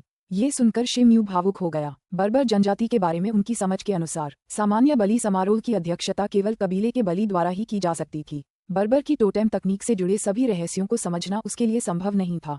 संयोग से उसने एक ऐसे कबीले के बच्चों को बचाया था जो जल्द ही एक बलि समारोह आयोजित करने वाला था। मेरा नाम शी म्यू है। आपके निमंत्रण के लिए बहुत बहुत धन्यवाद। अगर आपको कोई आपत्ति न हो तो मैं रेवेन भगवान के लिए होने वाले बलिदान समारोह को देखना और उसके बारे में जानना चाहूंगा। शी म्यू ने विनम्रता से कहा। सचमुच, ये तो बहुत बढ़िया है। पिताजी बहुत खुश होंगे, शाहजिंग ने उत्साह से कहा। शाह जियाओ मुस्कुराई। शी म्यू को देखते ही उसकी आंखें चमक उठीं। बहन, चलो चलें। शाहजिंग ने अधीरता से बर्बर लड़की को धक्का दिया। शाह जियाओ ने अपना सिर घुमाया और उसकी आंखों में देखा। फिर वह अपने घोड़े पर चढ़ने के लिए मुड़ी। शाहजिंग भी उछलकर उस युवती के पीछे बैठ गई। युवती ने घोड़े का सिर एक तरफ धकेल दिया। फिर वे उत्तर पूर्व दिशा में आगे बढ़ने लगे। शी म्यू डेविड के हिरण पर सवार हुआ। उसने धीरे से अपने पैर उसके पेट में डाल दिए। हैरानी की बात यह थी कि हिरण ने शी म्यू के निर्देश आसानी से समझ लिए। फिर वह घोड़े के साथ साथ चलने लगा। शाह जियाओ, डेविड हिरण तुम्हारा पीछा कैसे कर रहा था? शी म्यू ने उत्सुकता से पूछा। शाहजिंग की वजह से। उसने मुझे आज शिकार पर अपने साथ चलने के लिए मजबूर किया। उसने कहा कि इस जानवर का ताज़ा मांस देवताओं को बलि के लिए जरूरी है।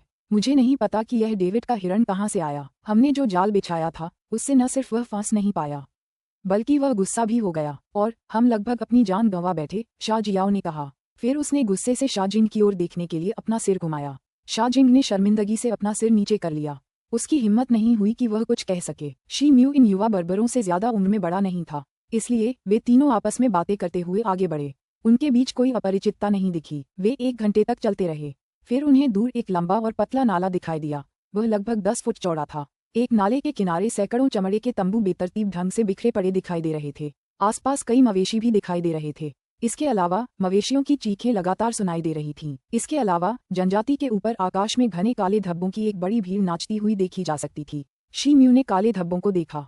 हैरानी की बात ये थी कि ये काले धब्बे कौवे थे। जैसे ही वे तीनों कबीले के पास पहुंचे, कौवे ने अचानक चीख मारी और फिर तीर की तरह तेज गति से उन तीनों युवकों पर झपटे। शी म्यू ने अपने काले ब्लेड पर अपनी पकड़ और मजबूत कर ली। हालांकि अगले ही पल उसने उसे ढीला कर दिया। उसने देखा कि शाहजिंग और शाह जियाओ ने अपने घोड़ों को आगे बढ़ने के लिए पहले ही चाबुक मार दी थी और उसने देखा कि कौवे शाहजिंग और शाह जियाओ के ऊपर मंडराने लगे थे, लेकिन वे बेहद डरावने लग रहे थे। अचानक शी म्यू को कुछ एहसास हुआ, मानो ये कौवे उनके पिता के हों। ये जनजाति अपने रेवेन देवता को बलि चढ़ाने के लिए भयंकर जानवरों की बलि चढ़ाती थी। शी म्यू ने इन युवा बर्बर लोगों से बात की थी और उन्हें पता चला था कि उड़ते हुए कौवे की जनजाति एक बेहद छोटी जनजाति है, इसलिए इसकी आबादी केवल 300-400 लोगों की थी। इसके अलावा जनजाति में केवल 3 कुलदेवता योद्धा थे, जिनमें शाहजिंग और शाह जियाओ के पिता भी शामिल थे, जो बलि समारोह का प्रबंधन कर रहे थे। अध्याय 138। शांतिप्रिय बर्बर और क्रूर बर्बर। कबीले का केंद्रीय स्थान खुला और चौड़ा था। वहाँ 30 फुट की त्रिज्या वाली एक वेदी स्थापित की गई थी। पूरी वेदी किसी विशाल काले पत्थर से बनी थी। विशाल तंबुओं के सामने 3 आदमी वेदी की ओर मुंह करके खड़े थे। ये लोग काले लबादे पहने हुए थे। मोटी भौंहों और चौकोर चेहरे वाला एक अधेड़ उम्र का बर्बर आदमी भी वहाँ खड़ा था। ऐसा लग रहा था जैसे वह बहुत देर से इंतजार कर रहा हो। शाहजिंग और शाह जियाओ अपने घोड़ों से उतरे। फिर वे जल्दी से उस अधेड़ बर्बर आदमी की ओर दौड़े। अधेड़ बर्बर ने उन्हें गले लगाया और उनकी पीठ थपथपाई। फिर तीनों आपस में बातें करने लगे। शी म्यू ने अधेड़ बर्बर की तरफ देखा क्योंकि वह लगातार शी म्यू और उसके डेविड हिरण को देख रहा था।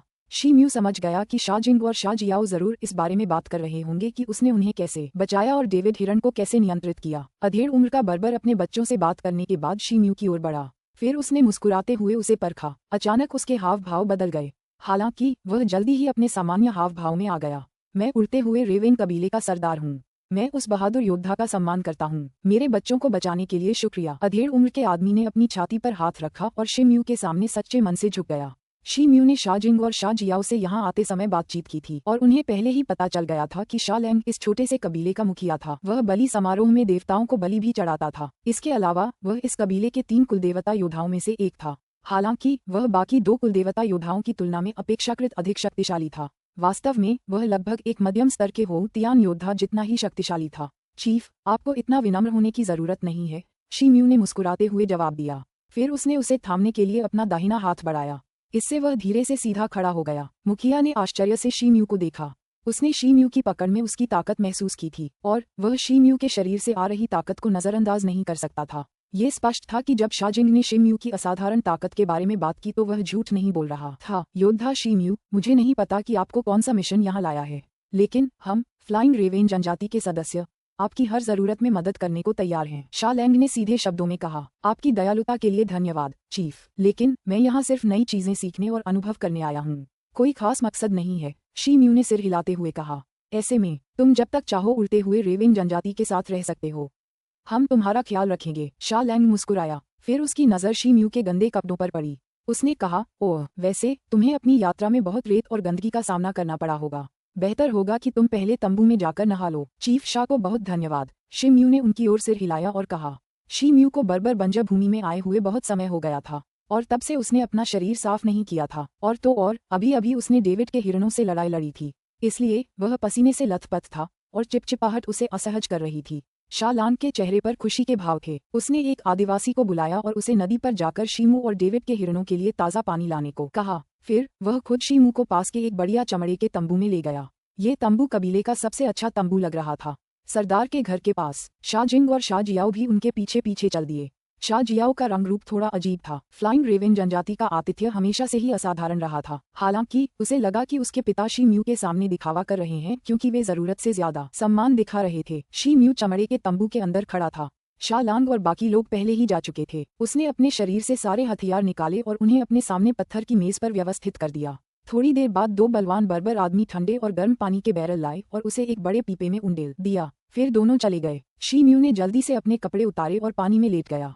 इस बीच मुखिया अपने तंबू में अपने बच्चों के सवालों का जवाब दे रहे थे। पिताजी, आप उड़ते हुए कौन की जनजाति के मुखिया हैं और बलि समारोह के जनजाति सदस्यों के मुखिया भी। आप योद्धा शी म्यू के प्रति इतने आदरपूर्ण क्यों थे? शा जियाओ ने हैरानी से अपने पिता की ओर देखा और पूछा। शा जिंग, जो उनके बगल में खड़ा था, भी उत्सुक दिख रहा था।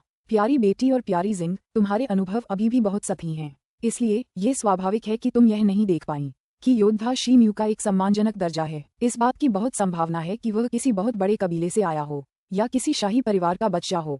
शा लैंग ने अपने बच्चों को स्नेह से देखा। हालांकि उसे थोड़ा अपराधबोध हो रहा था। वह जानता था कि उसके बच्चों के जन्मजात कौशल बुरे नहीं हैं। अगर उन्हें अच्छे संसाधन दिए जाएं तो उनके टोटेम योद्धा बनने की अच्छी संभावनाएं हैं और उन्हें खूंखार जानवरों का शिकार करने के ज्यादा मौके भी मिलेंगे। दुर्भाग्य से वे केवल एक प्रारंभिक बलिदान समारोह आयोजित कर रहे थे। इसके अलावा उसकी अपनी युद्ध शक्ति भी उतनी अच्छी नहीं थी, इसलिए वह अपने बच्चों को टोटेम योद्धा बनने में मदद नहीं कर सका। एक शाही परिवार का बच्चा? शा जिंग और शा जियाओ आश्चर्यचकित दिखे। हाँ, मेरा उनसे बहुत कम समय के लिए संपर्क हुआ था, लेकिन मैं कह सकता हूँ कि योद्धा शी म्यू में एक पशु आत्मा जैसी जबरदस्त शक्ति है। एक छोटी जनजाति या एक साधारण बर्बर में इतनी शक्ति नहीं हो सकती। इसके अलावा उनके शरीर में न केवल मध्यम स्तर की जादुई शक्ति है, बल्कि कई अन्य निम्न स्तर की जादुई शक्तियां भी हैं। उड़ते हुए रेवेन जनजाति जैसी छोटी जनजाति के व्यक्ति के पास निम्न स्तर की जादुई शक्ति भी नहीं हो सकती। वास्तव में कई जनजातियों ने जादुई शक्ति देखी भी नहीं है। इसलिए मैं कह सकता हूँ कि योद्धा शी म्यू की पारिवारिक पृष्ठभूमि सामान्य नहीं है क्योंकि उनके पास भयानक शक्ति है। मेरे अनुमान के अनुसार हमारे कबीले के कुलदेवता योद्धा अगर सब एक साथ आ भी जाएं तो भी उनका मुकाबला नहीं कर पाएंगे। शा लैंग ने आह भरते हुए कहा। शा जिंग और शा जियाओ अपने पिता की बातें सुनकर आश्चर्यचकित थे। शा जियाओ थोड़ा उदास दिख रहा था। काफी समय बाद शी म्यू नहा चुका था और वह अपने तंबू के बाहर 1 दर्जन से ज्यादा फ्लाइंग रेवेन आदिवासियों के साथ बातें कर रहा था। शा जिंग और शा जियाओ अपने मेहमान का स्वागत करने वापस आए। फ्लाइंग रेवेन जनजाति के बर्बर लोग बेहद उत्साहित थे। उन्होंने शी म्यू को अपने घर में बने दूध, शराब, पनीर और अन्य चीजों का स्वाद चखने के लिए आमंत्रित किया। ये चीजें उस कबीले में विलासितापूर्ण खाद्य पदार्थ मानी जाती थीं। शी म्यू को एहसास हुआ कि बर्बर कबीला इंसानों से कुछ अलग नहीं है। इससे उसे उनका अच्छा और ईमानदार पक्ष देखने को मिला। शी म्यू इस अवसर का लाभ उठाकर इस बंजर भूमि में जीवित रहने के तरीके सीखना चाहता था। इसलिए उसने जानबूझकर उन जगहों के बारे में बात करने पर जोर दिया जहां जाने में उसकी रुचि थी। उन्होंने जल के स्रोतों को खोजने के तरीके सीखे तथा जहरीले कीड़ों और अशुभ जानवरों से निपटने के कुछ कौशल भी सीखे। हालांकि उसने इन बर्बर लोगों को बदले में मछली पकड़ना सिखाया। बचपन में वह समुद्र तट पर मछुआरा हुआ करता था, इसलिए वह मछलियां पकड़ने में बहुत कुशल था। वह नदी के दूसरी ओर से ढेर सारी मछलियां और झींगे पकड़ने के लिए बस कुछ साधारण औजारों का इस्तेमाल करता था। नदी में मिले इस दुर्लभ व्यंजन ने उसे पानी के किनारे रहने की इच्छा जगा दी, और क्योंकि वे समुद्री भोजन से परिचित नहीं थे, इस बात ने बर्बर लोगों को उत्साह से नाचने पर मजबूर कर दिया। दोनों पक्षों के बीच का माहौल बहुत जल्द ही सौहार्दपूर्ण हो गया। उसी शाम शा लैंग के विशाल तंबू के अंदर एक मोटी भेड़ को भूना जा रहा था। पूरा तंबू मनमोहक सुगंध से महक रहा था। शा लैंग उस विशाल तंबू के बीचों बीच सम्मान की कुर्सी पर बैठा था। उसके चेहरे पर मुस्कान थी। शी म्यू, शा जियाओ और उसके छोटे भाई के बाईं ओर बैठी थी। वे दाईं ओर झुककर बातें कर रहे थे और खाना खा रहे थे। लगभग 30 साल के 2 बर्बर पुरुष शी म्यू के सामने बैठे थे। वे खा रहे थे और शराब पी रहे थे। शी म्यू ने मटन का एक निवाला खाते हुए अपने सामने खड़े 2 बर्बर लोगों की ओर देखा। उनमें से एक के सुनहरे घुंघराले बाल थे, दूसरा एक सामान्य जंगली आदमी था जिसके बाल गूंथे हुए थे। उसने अपने दाहिने कान में एक सुनहरा छल्ला पहना हुआ था। उसकी खुली छाती पर एक खूंखार काले कौवे का निशान था। फ्लाइंग रेवन जनजाति में मुखिया के अलावा केवल 2 टोटेम योद्धा थे, और उनके पास केवल एक प्रारंभिक स्तर के होउतियान योद्धा जितनी ही ताकत थी। शी म्यू को बर्बर लोगों के साथ दोपहर की बातचीत के दौरान एक नया तथ्य पता चला था। अब उसे पता चल गया था कि बर्बर लोग 2 तरह के होते हैं, क्रूर बर्बर और शांतिप्रिय बर्बर। क्रूर बर्बर लोग क्रूर और खून के प्यासे होते थे। उन्हें दूसरे कबीलों को लूटकर अपने इलाके में मिलाना पसंद था। दरअसल मानव जाति पर आक्रमण की शुरुआत भी उन्हीं ने की थी। अपनी श्रेष्ठता दिखाने के लिए उन्होंने इसे पवित्र युद्ध का नाम दिया था। दूसरी ओर ज्यादातर शांतिप्रिय बर्बर लोग सौम्य और मेहमान नवाज थे। हालांकि उनका खून कमजोर था, इसलिए उन्होंने क्रूर बर्बर लोगों की तुलना में कम टोटेम योद्धाओं को जन्म दिया। उनकी ताकत भी अपेक्षाकृत कमजोर थी, इसलिए वे रोजाना शिकार करके अपनी जीविका चलाते थे। फ्लाइंग रेवन जनजाति ऐसी ही एक बर्बर जनजाति थी, इसलिए लगभग 300 से 400 बर्बर लोगों की आबादी वाले इस कबीले में केवल 3 टोटेम योद्धा थे। शी म्यू को एक और अजीब बात पता चली। उसने देखा कि डिनर पार्टी में हर कोई उसके प्रति बेहद सम्मान से पेश आ रहा था। यहाँ तक कि शा जियाओ और उसका छोटा भाई भी उससे बात करते समय बेहद सावधानी बरत रहे थे। हालांकि शी म्यू का जनजाति में ज्यादा समय तक रहने का इरादा नहीं था, इसलिए उसने इसे गंभीरता से नहीं लिया। शी म्यू भयंकर सांप जनजाति के बारे में सोच रहा था। उसे समझ नहीं आ रहा था कि इस बारे में बातचीत कैसे शुरू करे, इसलिए उसका मूड खराब लग रहा था। सबने जी भरकर खाया पिया था। शा लैंग ने तालियां बजाईं। 10 बर्बर महिलाओं का एक समूह एक कतार में चलता हुआ आया। फिर उन्होंने एक नीरस ढोल की थाप पर नाचना शुरू कर दिया, जिससे पार्टी का मजा और बढ़ गया। चीफ शाह, क्या इन कपड़ों पर बने कुलदेवता वही काले कौवे हैं जिन्हें मैंने पहले देखा था? शी म्यू ने नाचती हुई बर्बर महिलाओं के एप्रन पर बने काले कौवे कुलदेवता को देखा और पूछा। हाँ, एक तरह से ये सच है।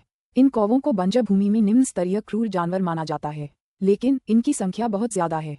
ये न सिर्फ बिजली की गति से नीचे झपट्टा मारते हैं, बल्कि इनकी चोंच भी तलवारों जैसी तेज होती है। अगर ये ज्यादा संख्या में हो तो ये किसी साधारण टोटेम योद्धा को भी हरा सकते हैं। शा लैंग ने सिर हिलाकर आत्मविश्वास से जवाब दिया। ये कौवे वाकई रहस्यमयी थे, लेकिन शी म्यू को एहसास हुआ कि वे केवल शुरुआती स्तर के कुछ ही होउतियान योद्धाओं से निपट सकते थे, वह भी अगर उनकी संख्या बहुत ज्यादा हो। क्या ये संभव है कि अतीत में तुम्हारे कबीले का कुलदेवता कौवा न रहा हो?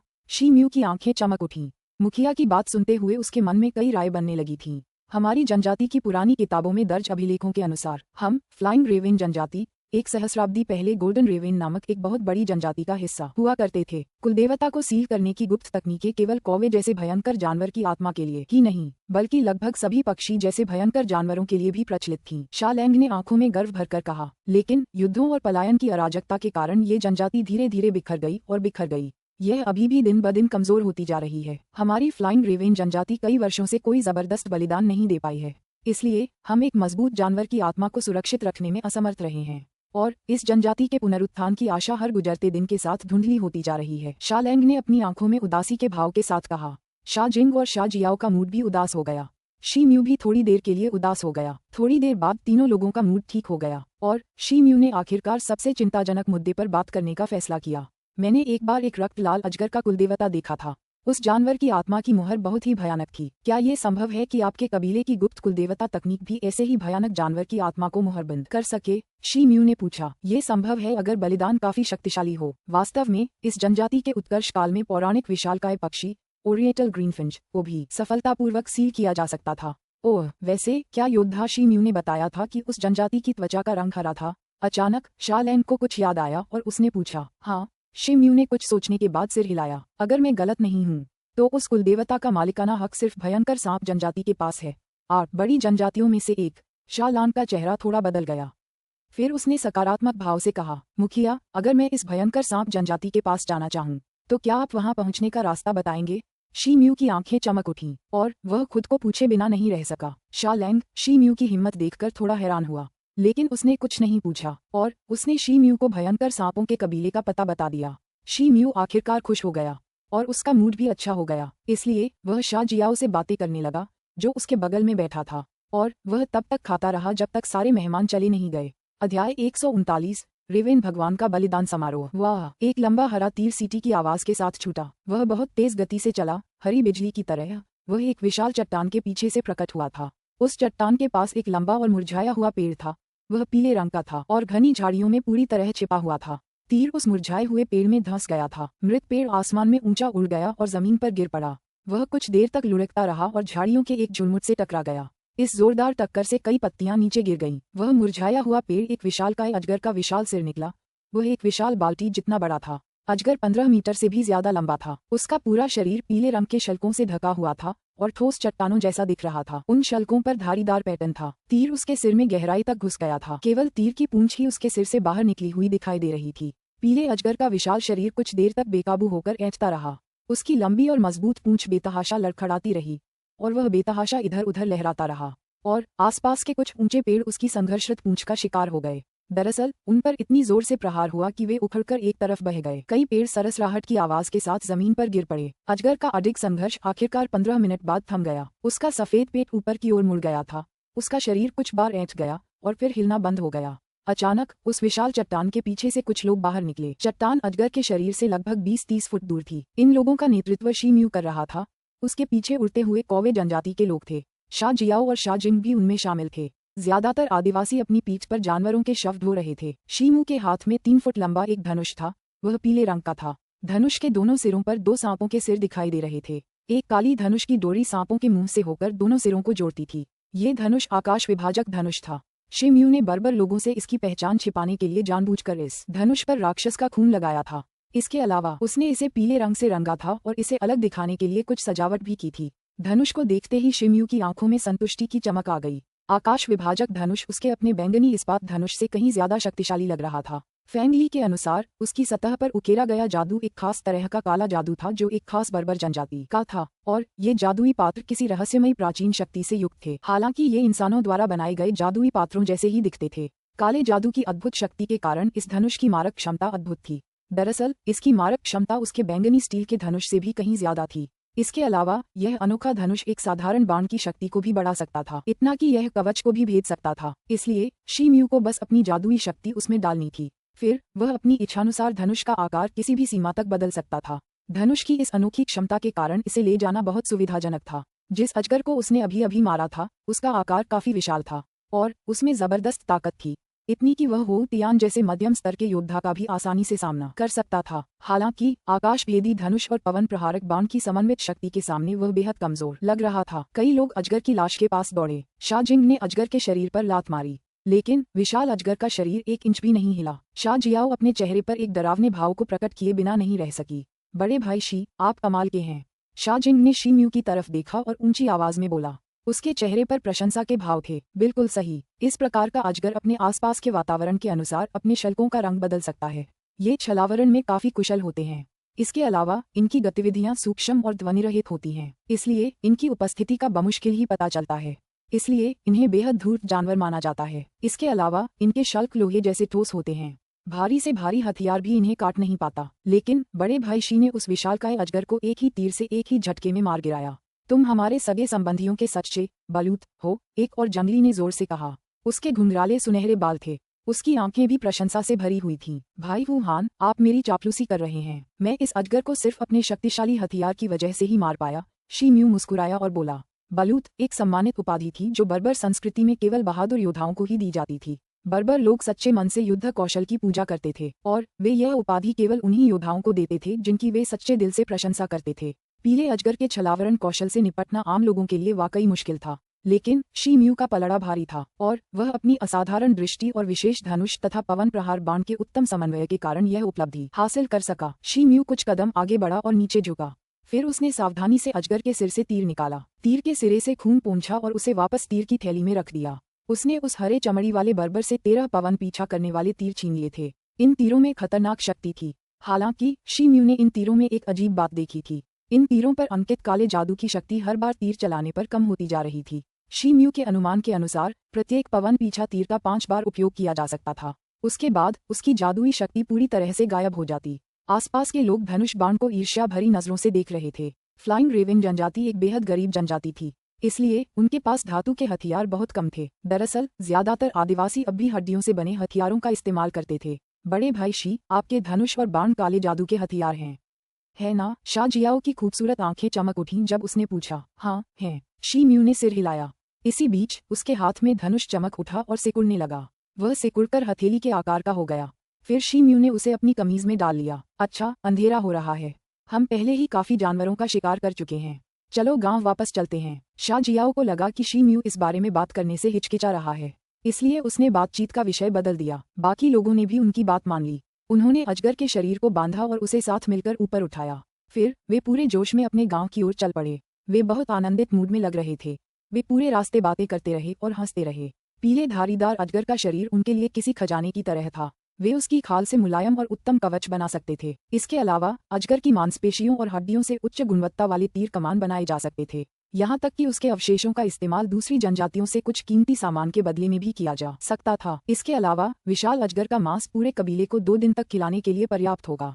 जल्द ही उनका समूह उस विशाल पीले अजगर को साथ लेकर अपने गांव पहुंच गया और इस खबर ने पूरे कबीले में हलचल मचा दी। कुछ आदिवासियों और बच्चों ने पहले कभी अजगर नहीं देखा था, इसलिए वे सांप के शरीर के चारों ओर उछलते हुए उत्साह से चिल्लाने लगे। शी म्यू एक तरफ हाथ पीछे करके खड़ा था। वह चुपचाप इधर उधर देख रहा था। शाम के समारोह के लिए कबीले ने खूब तैयारियां की थीं। खुले मैदान के बीचों बीच लकड़ी के कई ऊंचे चबूतरे बिछाए गए थे। उन चबूतरों के चारों ओर दर्जनों मशालें रखी गई थीं, लेकिन उन्हें अभी तक जलाया नहीं गया था। बलि वेदी पर एक काले पक्षी की मूर्ति रखी गई थी। उसे किसी अज्ञात पदार्थ से तराश कर बनाया गया था। हालांकि मूर्ति इतनी जीवंत और भावपूर्ण थी कि वह सजीव लग रही थी। हालांकि काले पक्षी की रक्त लाल आंखें बेहद अजीब लग रही थीं। उनसे एक हल्की सी लाल रोशनी निकल रही थी। ऐसा लग रहा था मानो असली आंखों का एक जोड़ा लगातार सब कुछ देख रहा हो। शी म्यू की भौहें तन गईं जब उसने गौर से चिड़िया की आंखों को देखा, लेकिन अगले ही पल वह अजीब सा एहसास उसके मन से गायब हो गया, मानो वह सिर्फ उसका भ्रम था। शा जियाओ और अन्य लोग अपनी खुशी दबा नहीं पाए। उन्होंने कहानी सुनाई कि कैसे शी म्यू ने आदिवासियों के सामने पीले धारीदार अजगर को मार डाला था। लोग खुशी से चिल्ला उठे और उन्होंने शी म्यू को सम्मान भरी आंखों से देखा। हे, योद्धा शी म्यू की ताकत वाकई अथाह है। वो इतने विशालकाय अजगर को बस एक झटके में मार सकता है। सरदार शी म्यू के पास गया और मुस्कुराते हुए बोला, मुखिया, आप मेरी बहुत ज्यादा तारीफ कर रहे हैं। मैं तो बस एक अजनबी हूँ, इसलिए मैं आपके सम्मानित कबीले के इतने प्रतिष्ठित समारोह में खाली हाथ नहीं जाना चाहता था। इसलिए मैंने इस अजगर का शिकार किया और उसका सिर काट दिया। मुझे उम्मीद है कि इससे रेवेन देवता को थोड़ी श्रद्धांजलि मिलेगी। शी म्यू ने भीड़ से नजरें हटा लीं और मुस्कुराते हुए कहा, योद्धा शी म्यू बहुत स्नेही और उदार हैं। मैं हमारे रेवेन देवता के प्रतिनिधि के रूप में आपका ये सच्चा उपहार स्वीकार करता हूँ। शालैंग ने एक हाथ से उनकी छाती को छुआ और गहरी श्रद्धा से उत्तर दिया। शालांग कबीले का सरदार था, फिर भी वह रेवेन देवता को बलि चढ़ाना चाहता था क्योंकि वह किसी भी आम कबीले के लोगों से ज्यादा रेवेन देवता की पूजा करता था और शी म्यू के शब्द उसके विश्वास के बेहद करीब थे। इसलिए उन्होंने शी म्यू की गहरी छाप उसके दिल पर छोड़ दी। वह पहले भी शी म्यू पर नजर रखता था, हालांकि अब तक उसके सारे संदेह दूर हो चुके थे। शालांग ने कुछ देर अपने बच्चों से बातें की, फिर उसने अपने आदिवासियों को बुलाया और उन्हें अजगर का ध्यान रखने को कहा। शी म्यू इस समय एक तरफ खड़ा था। अचानक उसकी भौहें सिकुड़ गईं। उसके शरीर पर लगे कुलदेवता के श्राप की तीव्रता अचानक फूट पड़ी। तपती हुई पीड़ा उसकी आत्मा में सुए की तरह चुभ गई। दर्द से उसका चेहरा पीला पड़ गया और एक पल के लिए उसका शरीर लड़खड़ा गया, लेकिन उसने जल्दी ही अपना संतुलन वापस पा लिया। भाई शी, क्या आप ठीक हैं? शा जियाओ ने देखा कि शी म्यू का रंग बदल गया था, इसलिए उसने चिंतित स्वर में पूछा, कुछ नहीं, बस थोड़ा थका हुआ हूँ, मुझे थोड़ा आराम चाहिए, उसके बाद मैं बिल्कुल ठीक हो जाऊंगा। शी म्यू ने गहरी सांस ली, फिर उसने जबरदस्ती मुस्कुराकर सिर हिलाते हुए कहा। फिर वह शालांग के पास गया और उसे अलविदा कहा। फिर वह मुड़ा और अपने तंबू की ओर चल दिया। शा जियाओ के सुंदर चेहरे पर चिंता की एक झलक उभरी जब उसने शी म्यू के घटते हुए शरीर को देखा। शी म्यू जैसे ही अपने तंबू में लौटा, उसने अपनी छाती देखने के लिए जल्दी से अपने कपड़े उतार दिए। उसने देखा कि उसकी छाती पर लगे विशाल सांप के कुलदेवता से हल्की सी लाल रोशनी निकल रही थी। ऐसा लग रहा था मानो उसकी छाती से खून बह रहा हो। ये देखकर शीम्यू का चेहरा पीला पड़ गया। अनंत काल तक विनाश का जादू आखिरकार उसकी आत्मा को क्षत विक्षत करने लगा था। शीम्यू ने एक लंबी और गहरी सांस ली। फिर उसने अपनी छाती से एक हरे रंग की जेड की बोतल निकाली। वह लौकी के आकार की थी और बंद मुट्ठी जितनी बड़ी थी। उसने उसका ढक्कन खोला और ध्यान से उसमें से सारा पानी अपनी हथेली पर उड़ेल लिया। उसमें से एक गाढ़ा, पारदर्शी, हल्का नीला तरल पदार्थ बह रहा था। ये यूनिकॉर्न वाइपर का खून था जो उसने लैंड सिटी छोड़ने से पहले खरीदा था। उसने अपनी छाती पर लगे टोटेम पर लगे नीले रक्त को ध्यान से लगाया और इससे तुरंत एक शीतलता और सुखदायक अनुभूति हुई। फिर उसके टोटेम की लाल रोशनी धीरे धीरे फीकी पड़ने लगी। शीम्यू ने एक लंबी सांस छोड़ी। दर्द ने उसके पूरे शरीर को पसीने से तर कर दिया था। हालांकि ये दर्द कुछ ही देर का था। शीम्यू ने बोतल रख दी। फिर वह उठा और खिड़की की ओर चला गया। उसने पूर्व में असीम क्षितिज की ओर देखा। उसने अपनी मुठियां कसकर भींच लीं और उसकी दृष्टि धीरे धीरे शांत और ठंडी होती गई। माँ, आपकी प्यारी म्यू जरूर बचेगी और एक दिन एक शक्तिशाली योद्धा बनेगी। आप निश्चिंत रहें। अंततः अंधेरे के पर्दे के नीचे अलाव जलाया गया। उसकी चमक से पूरा आसमान लाल हो गया। रेवेन देवता का बलिदान समारोह आखिरकार शुरू हो गया था। ये समारोह साल में एक बार आयोजित किया जाता था। आदिवासी बलि वेदी के सामने इकट्ठा हो गए थे और शीम्यू, शा लांग और कबीले के अन्य बुजुर्गों के साथ बैठे थे। यह महान समारोह 2 चरणों में विभाजित था। पहला, कबीले का मुखिया शा लांग वेदी के सामने आकर रेवेन देवता के लिए एक भजन गाता था। दूसरा, पूरा कबीला ऊंची वेदी के सामने आकर रेवेन देवता को अपनी भेंट चढ़ाता था। फिर वे रेवेन देवता से प्रार्थना करते थे कि वे आने वाले वर्ष में भी उनके कबीले पर अपनी कृपा बनाए रखें। उसके बाद रात भर चलने वाले कार्निवल का समय होगा। वेदी के सामने एक विशाल अग्नि प्रज्वलित की गई थी और उसकी धधकती लपटें पूरे कबीले को रोशन कर रही थीं। ऊंचे ऊंचे अलाव के चारों ओर भारी संख्या में लोग जमा थे। उनके सामने तरह तरह के दुर्लभ मांस और व्यंजन रखे हुए थे। ये खाद्य व्यंजन बिना किसी भेदभाव के सभी आदिवासियों के बीच बांटे जा रहे थे। मवेशियों के सींगों से बने प्याले और ऊंट की हड्डियों से बने कटोरे उत्तम मदिरा से भरे हुए थे। 12 तारों वाले वाद्य यंत्रों की मधुर और मधुर ध्वनि वातावरण को अत्यंत मनमोहक बना रही थी। आदिवासी एक दूसरे का हाथ थामे उस मधुर ध्वनि पर आनंदपूर्वक नाच रहे थे। उनका सामूहिक गीत अत्यंत मधुर और हृदय को सुकून देने वाला लग रहा था। योद्धा शिम्यू, कृपया। शा लैंग ने एक कटोरा शराब से भरा और उसे शिम्यू को दे दिया। शिम्यू ने उसे स्वीकार करते हुए एक हल्की सी मुस्कान दी। फिर उसने अपना सिर उठाया और उसे निगल लिया। बर्बर लोगों द्वारा बनाई गई शराब मानव जाति की उच्च गुणवत्ता वाली शराब से कहीं कमतर थी, लेकिन ये शराब उस पीले धारीदार अजगर के पित्ताशय से बनाई गई थी जिसका उन्होंने शिकार किया था। इसलिए इसकी एक अनोखी लेकिन सुखद सुगंध थी जो इसे बेहद स्वादिष्ट बनाती थी। बहुत बढ़िया वाइन। शिम्यू ने ऊंट की हड्डी का कटोरा नीचे रख दिया। फिर घुटनों पर हाथ फेरते हुए वह जोर से चिल्लाया, योद्धा शिम्यू, औपचारिकता निभा रहे हैं। आप समाज के विभिन्न वर्गों में रहे हैं, तो फिर आपको एक छोटी सी जनजाति की यह घटिया शराब कैसे पसंद आ सकती है? शा लैंग ने विनम्रता से कहा। हालांकि शिम्यू की बातें सुनकर उनकी आंखों में खुशी की चमक और भी बढ़ गई थी। मुखिया विनम्र हो रहे हैं। आपके सम्मानित कबीले की शराब का तेज खुशबूदार स्वाद मुझे पसंद है। इसके अलावा इसका स्वाद अनोखा है। शायद इसमें मिलाए गए अजगर के पित्ताशय की वजह से। मैंने इससे बेहतर शराब कभी नहीं चखी, शिम्यू ने हंसते हुए कहा। शिम्यू के विनम्र शब्दों से शा लैंग खुश हो गया। हालांकि उसे पता था कि वह जरूरत से ज्यादा विनम्र हो रहा है, इसलिए वह भी खिलखिलाकर हंसने लगा। अचानक जयकार की आवाज सुनाई दी। ये स्पष्ट नहीं था कि कब शा जियाओ जलाओ लकड़ी के ऊंचे ढेर के सामने भीड़ के बीच प्रकट हुआ था। उसने लाल रंग का एक लंबा लहंगा पहना हुआ था। उसके चिकने माथे पर चांदी की एक पट्टी थी। उसमें एक अर्धचंद्राकार पत्थर जड़ा हुआ था। उसकी पतली कलाइयों और टखनों में चांदी की घंटियों वाले लाल धागे बंधे हुए थे। यह मनमोहक चित्रण एक बर्बर युवती के सामान्य वीरतापूर्ण और वीर स्वभाव से बिल्कुल अलग था। उसकी लंबी लहंगा उसकी उत्कृष्ट और सुडौल काया के साथ एकदम विपरीत थी। अध्याय 140, स्वर्गीय भेड़िया जनजाति। शा जियाओ ने दूर से ही शा लांग को प्रणाम किया। फिर उसने शिम्यू की तरफ तेजी से देखा। अचानक वह हिली और जगह के बीचों बीच कूद पड़ी। उसका शरीर सुंदर और हल्का लग रहा था और आसपास के लोग तालियां बजाने लगे। बर्बर संगीतकारों ने अपने वाद्य यंत्र बजाए और ढोल बजाए और उनके वाद्य यंत्रों से एक जोशीला और मधुर संगीत उठने लगा। शा जियाओ ने हल्के से अपने हाथ पैर हिलाए। चांदी की घंटियां धीरे धीरे हिलीं और मधुर ध्वनियां उत्पन्न हुईं। फिर वह शान से नाचने लगी। उसका लहंगा धीरे धीरे हिलने लगा और लाल कपड़ों में नाचते हुए वह बेहद खूबसूरत लग रही थी। फिर जैसे ही वह मुड़ी, उसके चेहरे पर एक सुंदर मुस्कान तैर गई। ढोल की थाप के साथ उसकी लाल स्कर्ट ऊपर नीचे हो रही थी, बिखर रही थी और एक साथ इकट्ठी हो रही थी। उसकी स्कर्ट उसके खूबसूरत शरीर पर फूल की तरह खुलती और बंद होती दिख रही थी। जैसे ही धुन बंद हुई, युवती ने अपना स्कर्ट उठाया और उसे फैला दिया। वह बिल्कुल चमकीला और खूबसूरत लग रहा था, मानो उगता हुआ सूरज आसमान के तारों को ढंक रहा हो। आसपास के कबीले के लोग तालियां बजाने लगे और युवा बर्बर पुरुषों की आंखें और भी चमक उठीं जब वे सभी शा जियाओ को पागलों की तरह देख रहे थे। योद्धा शिम्यू, मेरी बेटी का डांस कैसा है? शा लैंग ने अपनी छोटी मूंछों को सहलाया। उसका चेहरा गर्व से भर गया। उसे अपनी बेटी पर बहुत गर्व हो रहा था। शा जियाओ की चाल और मुद्राएं बेहद सुंदर और मार्मिक हैं। सच कहूं तो मैं जिंदगी में पहली बार इतना सुंदर नृत्य देख रहा हूँ। शी म्यू ने उनकी प्रशंसा की। शा लैंग जोर से हंसा। उसने अपना वाइन का प्याला उठाया और एक ही घूंट में पूरा पी गया। ये बलिदान समारोह रेवेन देवता को समर्पित था। फ्लाइंग रेवेन जनजाति वर्षों से कठिन समय से गुजर रही थी और इस भव्य समारोह का उद्देश्य इस स्थिति को बदलना था। सबने एक दूसरे को आशीर्वाद दिया, फिर जी भरकर शराब पी और भी ज्यादा बर्बर लड़के लड़कियां सार्वजनिक चौक में घुसते गए। फिर वे बर्बर संगीत पर जोड़ियों में नाचने लगे। वे नाचते और पीते रहे। लोग इतनी जोर से चिल्ला रहे थे कि उनके चेहरे लाल हो गए थे, लेकिन उनके चेहरों पर अभी भी मुस्कान थी। पार्टी रात भर चलती रही और जब पार्टी खत्म हुई तो बहुत देर हो चुकी थी। शा जिंग एक बड़े से तंबू के अंदर था, लेकिन नशे में होने के कारण वह जाग नहीं पा रहा था। शा जियाओ का चेहरा भी लाल था। साफ जाहिर था कि उसने भी काफी शराब पी रखी थी। फिर भी वह अपने छोटे भाई का ध्यान रखने की पूरी कोशिश कर रही थी। उसने शा जिंग को सहारा दिया और उसे उसके तंबू में लिटा दिया। फिर उसे जानवर की खाल से बने एक कंबल से ढक दिया।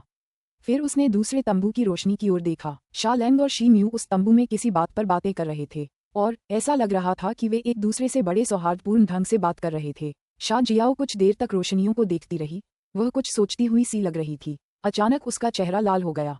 फिर वह दूसरे तंबू की ओर चल पड़ी। शा लैंग और शी म्यू तंबू में एक दूसरे के बगल में बैठे थे। दोनों ही बहुत ज्यादा नशे में थे, लेकिन उनका रंग थोड़ा लाल था, इसलिए ऐसा नहीं लग रहा था कि वे नशे में हैं।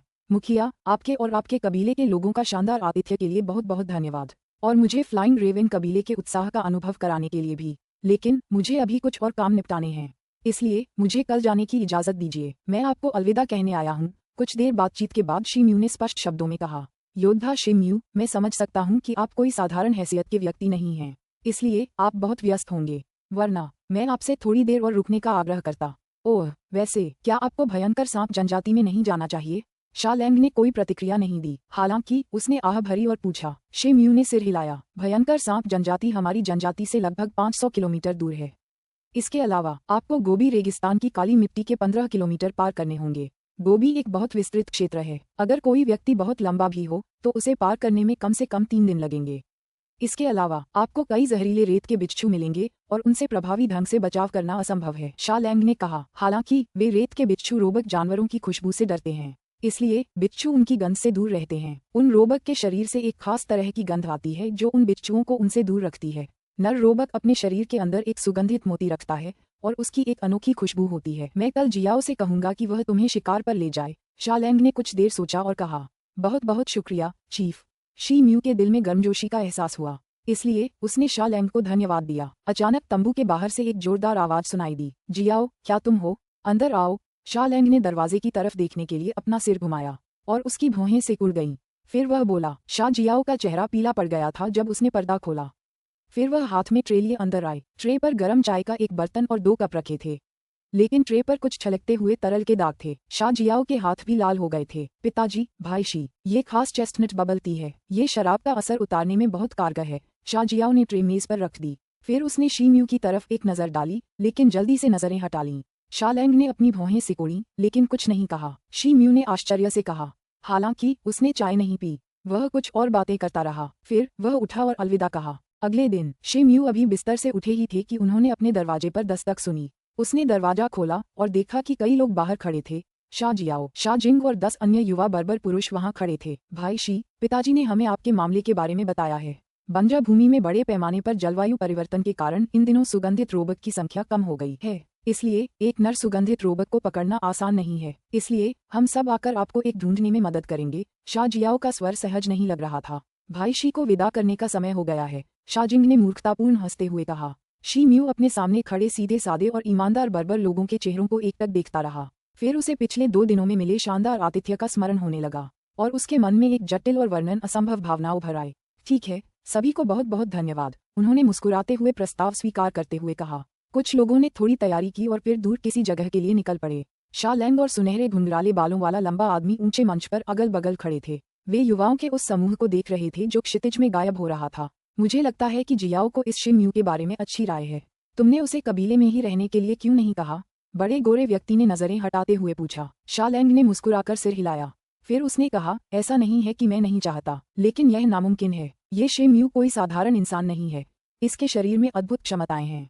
हो सकता है ये किसी बहुत बड़ी जनजाति का सदस्य हो। यह इतनी छोटी सी जगह में हमारे साथ क्यों रहेगा? तो फिर तुमने जियाओ को सुगंधित रोबक जानवर के शिकार पर जाने के लिए क्यों कहा? क्या इससे जियाओ को बाद में ज्यादा दुख नहीं होगा? बड़ा गोरा आदमी काफी हैरान था। चिंता मत करो, जियाओ का स्वभाव इतना दृढ़ है कि वह इस जनजाति के किसी भी पुरुष से बढ़कर है, इसलिए वह इसे ठीक से संभाल सकती है, शालैंग ने आह भरते हुए जवाब दिया। पवित्र युद्ध कई सालों से चल रहा है, लेकिन बड़े कबीलों को इससे कोई फायदा होता नहीं दिख रहा है। सुनहरे बालों वाले आदमी ने बातचीत का विषय बदलते हुए कहा, युद्ध केवल मृत्यु और दुख ही ला सकते हैं, युद्धों से कोई भी जरा सी भी खुशी या आनंद नहीं पा सकता। शालैंग ने दूर क्षितिज की ओर देखा। ये स्पष्ट था कि वह बर्बर लोगों द्वारा किए जा रहे पवित्र युद्ध के पक्ष में नहीं था। हाँ, हाल ही में कुछ क्रूर बर्बर लोगों को जनजाति के इलाके के पास जासूसी करते देखा गया है। हमें इस पर ध्यान देने की जरूरत है। पागल भेड़िया कभी कभी खूंखार बाघ से भी ज्यादा खूंखार होता है। बड़े गोरे आदमी ने कुछ सोचते हुए कहा, ठीक है, मैं कबीले के लोगों को चेतावनी दूंगा कि जब वे बाहर जाएं तो सावधान रहें। मैं उन्हें बता दूंगा कि वे किसी भी तरह से उन्हें उकसाएं नहीं। शालैंग ने भौहें सिकोड़ी और सिर हिलाया। उन्होंने कुछ देर बातें की, फिर वे ऊंचे मंच से नीचे उतरने लगे। अचानक दूर से उठ रहे धूल के एक बादल ने उनका ध्यान अपनी ओर खींचा। ऐसा लग रहा था मानो कोई धुएं का अजगर सीधे उनके कबीले की ओर आ रहा हो। यही तो। घुंघराले सुनहरे बालों वाला वह बड़ा आदमी कांप उठा, क्योंकि उसके दिल में एक बुरी भावना उठने लगी थी। शालैंग ने दूर तक देखा। उसकी आंखें उस बड़े गोरे आदमी की आंखों से कहीं आगे तक देख सकती थीं। उसे तुरंत समझ आ गया कि 10 लड़ाकू भेड़िए उनकी ओर आ रहे हैं। इसके अलावा कई पैदल सैनिक उनके पीछे पीछे चल रहे थे। उनके हाथ में शिकार के झंडे थे जो हवा की दिशा में लहरा रहे थे, और उन झंडों पर काले रंग से एक खूंखार भेड़िया अंकित था। अरे नहीं, स्वर्गीय भेड़िया जनजाति के लोगों, शालैंग ने भारी आवाज में कहा। ये सुनते ही उस बड़े गोरे आदमी का रंग बदल गया। हान, जल्दी से अपने कबीले के लोगों को इकट्ठा करो। मुझे डर है कि वे बुरे इरादे से आए हैं। शालैंग का चेहरा गंभीर हो गया और वह भारी आवाज में बोला। बड़े गोरे आदमी ने तुरंत जवाब दिया और ऊंचे मंच से नीचे कूद गया। जनजाति के अंदर से तेज आवाज के साथ साथ बिगुल की तेज आवाज भी सुनाई दे रही थी। थोड़ी देर में ही कबीले के बड़े बड़े आदमी बाहर इकट्ठा हो गए थे। उनके हाथों में हथियार थे। लगभग 150 आदमी थे, लेकिन उनके पास लोहे के हथियार कम ही थे और उनके ज्यादातर हथियार हड्डियों या पत्थरों से बने थे, जैसे पत्थर की कुल्हाड़ियां और पत्थर के भाले। दूर से उठता धुआं और धूल प्रत्येक गुजरते क्षण के साथ निकट आते जा रहे थे। आगे 20 से ज्यादा बर्बर सैनिक लड़ाकू भेड़ियों पर सवार थे। ऊंचे भेड़ियों ने जोर से दहाड़ लगाए, फिर वे कबीले के बाहर रुक गए। सैकड़ों बर्बर सैनिक भी उनके पीछे आ गए और वे सभी उड़ते हुए रेवेन कबीले के सदस्यों को बुरी नजर से घूर रहे थे। लड़ाकू भेड़ियों पर सवार 20 लोगों के शरीरों से टोटेम ऊर्जा के उतार चढ़ाव निकले, जैसे कि टोटेम योद्धाओं के शरीर से निकलते हैं। शालैंग उड़ते हुए रेवेन जनजाति की भीड़ के सामने खड़ा था, लेकिन अपनी आंखों के सामने का दृश्य देखकर उसका चेहरा खराब हो गया। जनजाति के 2 अन्य कुलदेवता योद्धा, बड़ा गोरा आदमी और वह जिसके दाहिने कान में सोने की अंगूठी थी, उसके बाईं और दाईं ओर खड़े थे। शालैंग, क्या तुम इन कुछ सालों में रेगिस्तानी चूहे बन गए हो जब हमने एक दूसरे को देखा ही नहीं? तुम अपने बिल में छिपे रहे और अपनी शक्ल दिखाने की हिम्मत नहीं की। एक लंबा दुबला बर्बर आदमी, जिसके चेहरे पर उल्लू जैसी भाव भंगिमाएं थीं, अपनी लड़ाकू भेड़िया मुद्रा से नीचे उतरा। फिर वह कुछ कदम आगे बढ़ा और व्यंग्यात्मक लहजे में बोला। इस आदमी के शरीर से ऐसी टोटेम ऊर्जा निकलती थी कि वह आसपास के किसी भी आदमी को मात दे सकती थी। वह एक उत्कृष्ट स्तर का होतियान योद्धा था। शालैंग भीड़ से बाहर निकला। फिर उसने हाथ में एक काली लकड़ी की छड़ी ली और कहा, फेडू, तुम हमारी उड़ती हुई कौओं की जमात में क्यों आए हो? लंबे और दुबले पतले बर्बर व्यक्ति ने शालैंग को गौर से देखा। फिर उसने 2 बार व्यंग्य किया और धीरे से कहा, मुझे तुम लोगों से बकवास करने का मन नहीं है। सच कहूं तो हम, स्वर्गीय भेड़िया जनजाति के सदस्य, युद्ध के मैदान में घृणित मानव जाति से निपटने के लिए महायाजक से आदेश लेते हैं। इसलिए मैं पवित्र युद्ध के नाम पर तुम्हारे कबीले से 20 बाल्टी उत्तम खाद्य पदार्थ, 10 घड़े शराब और 10 बढ़िया घोड़े लेने आया हूँ। उड़ते हुए रेवेन कबीले के लोग गुस्से से उबलने लगे। फिर उन्होंने अपने हथियार उठाए और आसमान हिला देने वाली गर्जना की। उड़ता हुआ रेवेन कबीला अमीर नहीं था, दरअसल वे गरीबी में जी रहे थे। स्वर्गीय भेड़िया कबीला अपनी जमा पूंजी की पूरी रकम मांग रहा था। तुम क्रूर बर्बर लोगों ने तथाकथित पवित्र युद्ध शुरू किया है। हम शांतिप्रिय बर्बर लोगों का इससे कोई लेना देना नहीं है। तुम जो लूटते हो उसमें हम शांतिप्रिय बर्बर लोगों का कोई हिस्सा नहीं है, इसलिए इन चीजों को हमसे छीनने की कल्पना भी मत करना। फ्लाइंग रेवेन जनजाति की भीड़ के सामने खड़ा एक बर्बर युवक गुस्से से चिल्लाया। फेडू की आंखों में एक अशुभ चमक दौड़ गई। फिर उसने हाथ में चाबुक उठाया और उसे हिलाया। चाबुक उड़ते हुए रेवेन जनजाति के बर्बर युवक की बाह पर लिपट गया और उसे घसीटकर बाहर ले गया। अचानक शालैंग का रूप सामने की ओर दौड़ा। एक काली रोशनी चमकी और चाबुक पर पड़ी। चाबुक 2 टुकड़ों में कट गया। युवा बर्बर को जमीन पर गिरा दिया गया। तभी भीड़ में से 2 बर्बर उसे सहारा देने के लिए दौड़े।